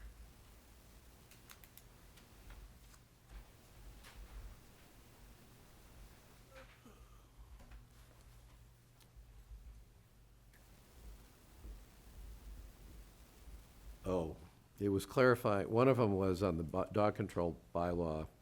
Mr. Murphy raised several considerations, including whether Wellfield should be designated a restricted area, whether limits on the number of dogs per handler should be specified, and how I inserted the proposed bylaws identification requirements for dogs should be interpreted, i.e., does the information need to be visibly displayed on the dog's collar or on a tag attached to the collar? Oh, that was the question I was asking. And the one on Article 15 was the same thing I just put in tonight. Subject, I wanted to make sure it went in the records that we said subject to being a 2 million or less override is what we approved, not just override unspecified. Okay. So they weren't big changes, but they were significant. That's it. All right, so moved on the minutes? Second. All those in favor? Aye. Aye. Town administrator update. I'm actually going to turn it over to Brittany for this evening. So tomorrow, we're launching our tree lottery program, which Oh, we're right. super excited about. Thanks to Levels for sourcing the trees and helping us with this program. This is all funded with ARPA money. We were able to procure 20 red maples, 15 white oaks, and 15 red oaks, so all native species. People will be able to enter into the lottery. You can pick your priority trees, which ones you want, no guarantee of which, depending on where you submit in the lottery, because we're anticipating such a high level of people. Wait, do that we are qualify or we get squeezed out? 'Cause You can definitely qualify. All You're right. just like everyone else. You can submit and see where you fall into all the right, I lottery. love that. I've got some neighbors I might nudge. There's some, just making sure they're not on any easements, like 20 feet away from easements. You have to call DigSafe, make sure that you're safe when you're digging the hole. And they will be delivered by Levels. And that is the fun program that we're very excited to That's launch. awesome. And we're launching at what time tomorrow? 9 a.m. Will it sell out quicker than Parks and Rec summer We camps? don't Well, know. we might have a little competition Set the bar going. high there. How big are the root balls? They're 15-gallon trees. Oh, that's not bad. So when I spoke, Levels has been fantastic in helping me with this, but they said about 2 or 3 feet – wide and 2 feet deep is the hole that you should be able to dig. You really do have to call Dixie. Give Bennett an afternoon, he'll have it done, no problem. So very excited to launch the program tomorrow, and the delivery will be April 22nd, 23rd, and 24th, depending on kind of weather and everything and Levels availability. When hoping to have kind of an Arbor Day celebration, the 24th is Arbor Day. So we're hoping to have someone to sign up and volunteer to have their tree as part of the proclamation Arbor Day celebration that we Fun. normally do every year. So we'll do it on someone's property. So super exciting program, fun to do. I'll get Bennett digging now. He Cool. digs Thanks holes. for doing that. Yeah. Anything else? No, that's it. Okay. Selectmen's reports. Gus? Two things. One, I attended the Legion meeting on March 24th. It's hard to get to the Legion meetings because they meet on Tuesday nights, usually overlapping on the same nights we meet. They're going through the process of trying to get the next year's officers in line. So it's a normal turnover that would happen. The problem is that the Legion, for a number of years, hasn't had a lot of people stepping forward to be the commander or the adjutant or the finance guy. And so Jerry Irwin's been doing the finances for years and would kind of like to not have to keep doing it. Ron Griffin has been the adjutant for a long time, and Ron, I think, is down in Florida half a year as it is. So they're struggling with finding probably younger veterans that would be willing to step up into leadership roles. If they can't get anybody, at least the discussions on the 24th where they're entertaining a number of possibilities of where the Legion might go, from merging with other posts around here to just dissolving. It's kind of too bad because the Legion is sitting on a pretty solid endowment right now. They're in a position financially to do a lot of good stuff, but they don't have the people willing to kind of help row the boat to keep the thing going. And I'm partly waxing on about this in case there's anybody who watches this who's a veteran who's saying, gee, I haven't really bothered going, that you might consider going to a Legion meeting. And there are some younger veterans that have shown up, but it's just they're having a leadership transition issue. The other thing was the election. That's about the only thing I remember. 6 to 8, and was I get more fun out of holding signs, waving at people than I ever would have guessed I would have had. So I was glad I'm still here. So I thank everybody that made that possible. And I also want to thank some people. I got a lot of, when you're in a competed election, people that wouldn't necessarily send you nice notes when you're running unopposed, send some really nice comments to you. And that was from a number of people, many of whom I would have had no reason to necessarily expect. So that was one of the more rewarding things about running this time around, is the number of people that went out of their way to just send me some good messages of support. That's it. Eileen? Alrighty. So last Thursday, I had a chance to walk the proposed habitat site, kind of like that piece of land between the end of Surrey and Colonial. What a great piece of land. And I walked it because later that afternoon I had a Zoom meeting with a team from Habitat. I know, Gus, you met with Habitat a couple months back. Mm-hmm. So since you met with them, the gentleman out and kind of spiked where the proposed foundation would be. And the call had an engineer on it. And the concerns that we've heard from the neighbors over the last year or so has been, are we setting these people up for failure? And we're absolutely not, because in talking with the engineer, and I lived this firsthand with my younger brother, the rules and regulations to build a home, which wouldn't be any earlier than 2028, in a flood area, any water, is significantly better than what builders were guided to do in the 70s. So when my younger brother built his townhouse right across from Carson Beach, people pushed back, and when they were in a hearing, somebody's like, oh, it's going to be a fire hazard. And the judge kind of chimed in and said, no, actually, if you have a fire, this will probably be the only one standing. And then ironically, 3 years later, there was a fire, and 7 of the triple deckers around him burned down, and they actually fought the fire from his place because it was the only one that had hardy board and wasn't actually catching on fire. So the gentleman's like, okay, that's the same scenario. They would build this home such that the water and all of those issues are tackled with the design. So it was very encouraging. And so next steps will be to meet with the neighbors and walk the property again and kind of talk through some of their questions. There are some questions about tree coverage, like what trees the town has the right to cut down, and then I think there's some trees that the state may own. But it's a beautiful location for a home to be built right off the rail trail, super easy, especially if it's an older family and they want to get to the senior center. So that was...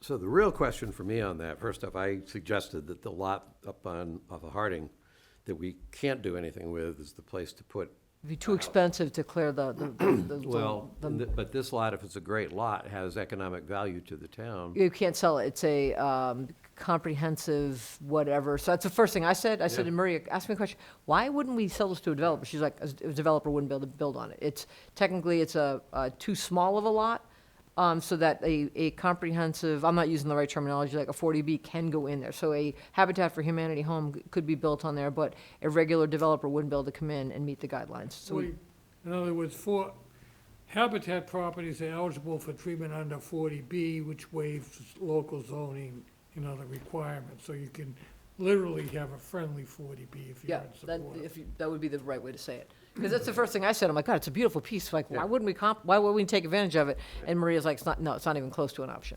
Was there conservation, are there conservation issues? It shouldn't be because it's set back far enough from where there is some water. But all of that would, I mean, this isn't just a slam dunk yes, but it's like they were asking for support. I said, well, I'm on the Affordable Housing Trust. I'm on the select board. I absolutely support this. If it can be done, it would be a great, great. So when I met with them, for sure, I was convinced, based on at least how they described, the way the water flows, I was satisfied they had a plan. Yeah. Basically, they would have to divert the flow of water around the lot, but they weren't changing the fundamental course of the water. Right. So they were diverting it so you could build on the lot, but they had taken into account the water flow that would allow the water to kind of flow where it naturally goes. So it's where it's been originally, upstream from the lot.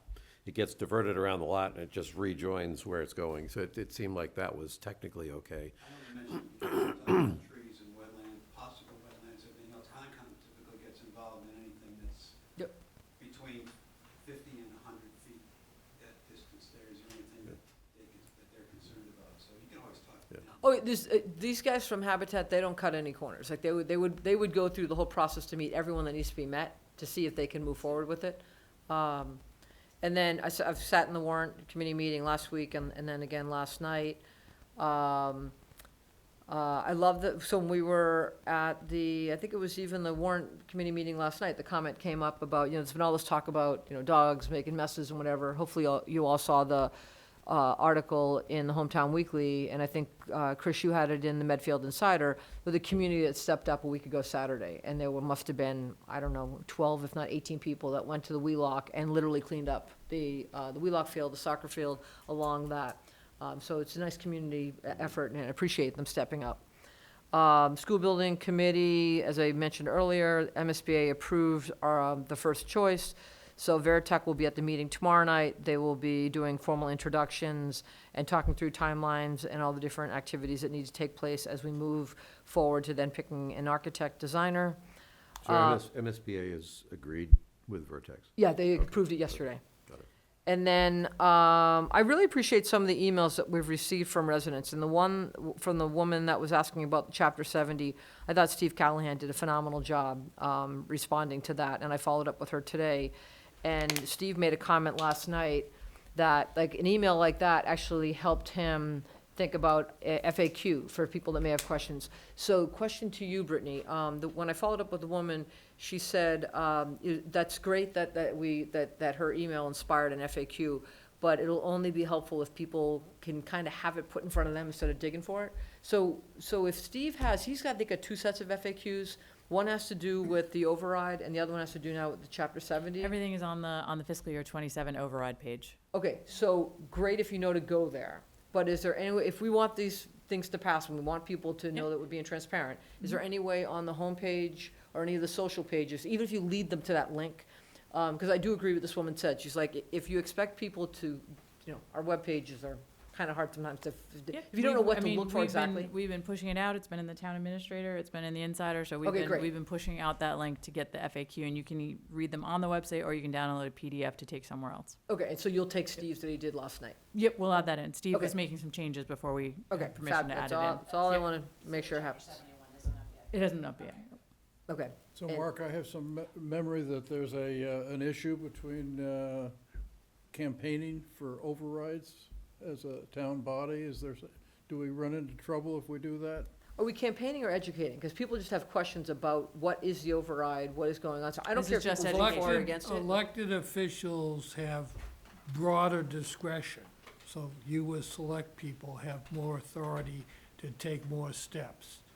So that there's two boards with overlapping authority. There's the Ethics Commission, they've got a guidance, and then there's the Office of Campaign and Political Finance. They've got a guidance which is about as clear as mud. Huh. Because the starting point is. It's on our fiscal year You 27 can't- website. you We've already can't talked to them. Carry out You can find it any on there. political activity on public property, but then there's exceptions to that. So One you're all- exception is if you open it up and let everybody pro and con, and like if you have a forum or something, so, and the consequences there aren't as severe as the ethics ones. The ethics is the one that has the real severe penalties. So you're all set in terms of knowing what you can and cannot do? Okay. And then my other suggestion, when this woman thought about making sure we get people at least informed, right, is, I know the Girl Scouts are sponsoring the town meeting. Have we reached out to Newentown? Because the other email that came across today was from a resident that doesn't basically understand how town meetings work, and at least from her email, it would imply that she doesn't understand how town meetings work. And we just can't change it tomorrow, or even change it in 5 years and say, we're gonna do it remote, we're not gonna do the, I mean, open town meeting is part of what the history of this region is all about. So if there's a way to get something even to Hometown Weekly, because if you've got new people coming to town, if they're moving from Wisconsin, or if they're moving from Ohio, if they're moving from San Fran, this is all new. We spoke with the moderator today, and he's issuing a statement, and he would like to have that conversation. Yeah. Okay. He's taking all the questions and addressing them about the form of town government when Okay, it comes and- to town meeting. And that's what I was saying, I think like in Hometown Weekly, I mean, New in Town would be the one group that, you get new people, right? And if we're trying to draw people to to our annual town meeting, that would be one way to get them a heads up, that we're doing free childcare and all of that. That's Yes. not been decided yet. Oh, it hasn't? No. Okay, that's why I went to you on that email. Yeah. Okay. And other than that, I think that has been my last week. Okay, I had office hours, and then I had the residents with the emails that you referenced, and I put them in touch with people to get answers. And that's it. Anything else that should come before this board? No, I don't think we have Motion to anything else. adjourn then, please. I will move and to adjourn. Second. All in favor? Aye. Aye. Thank you, everybody. The chapter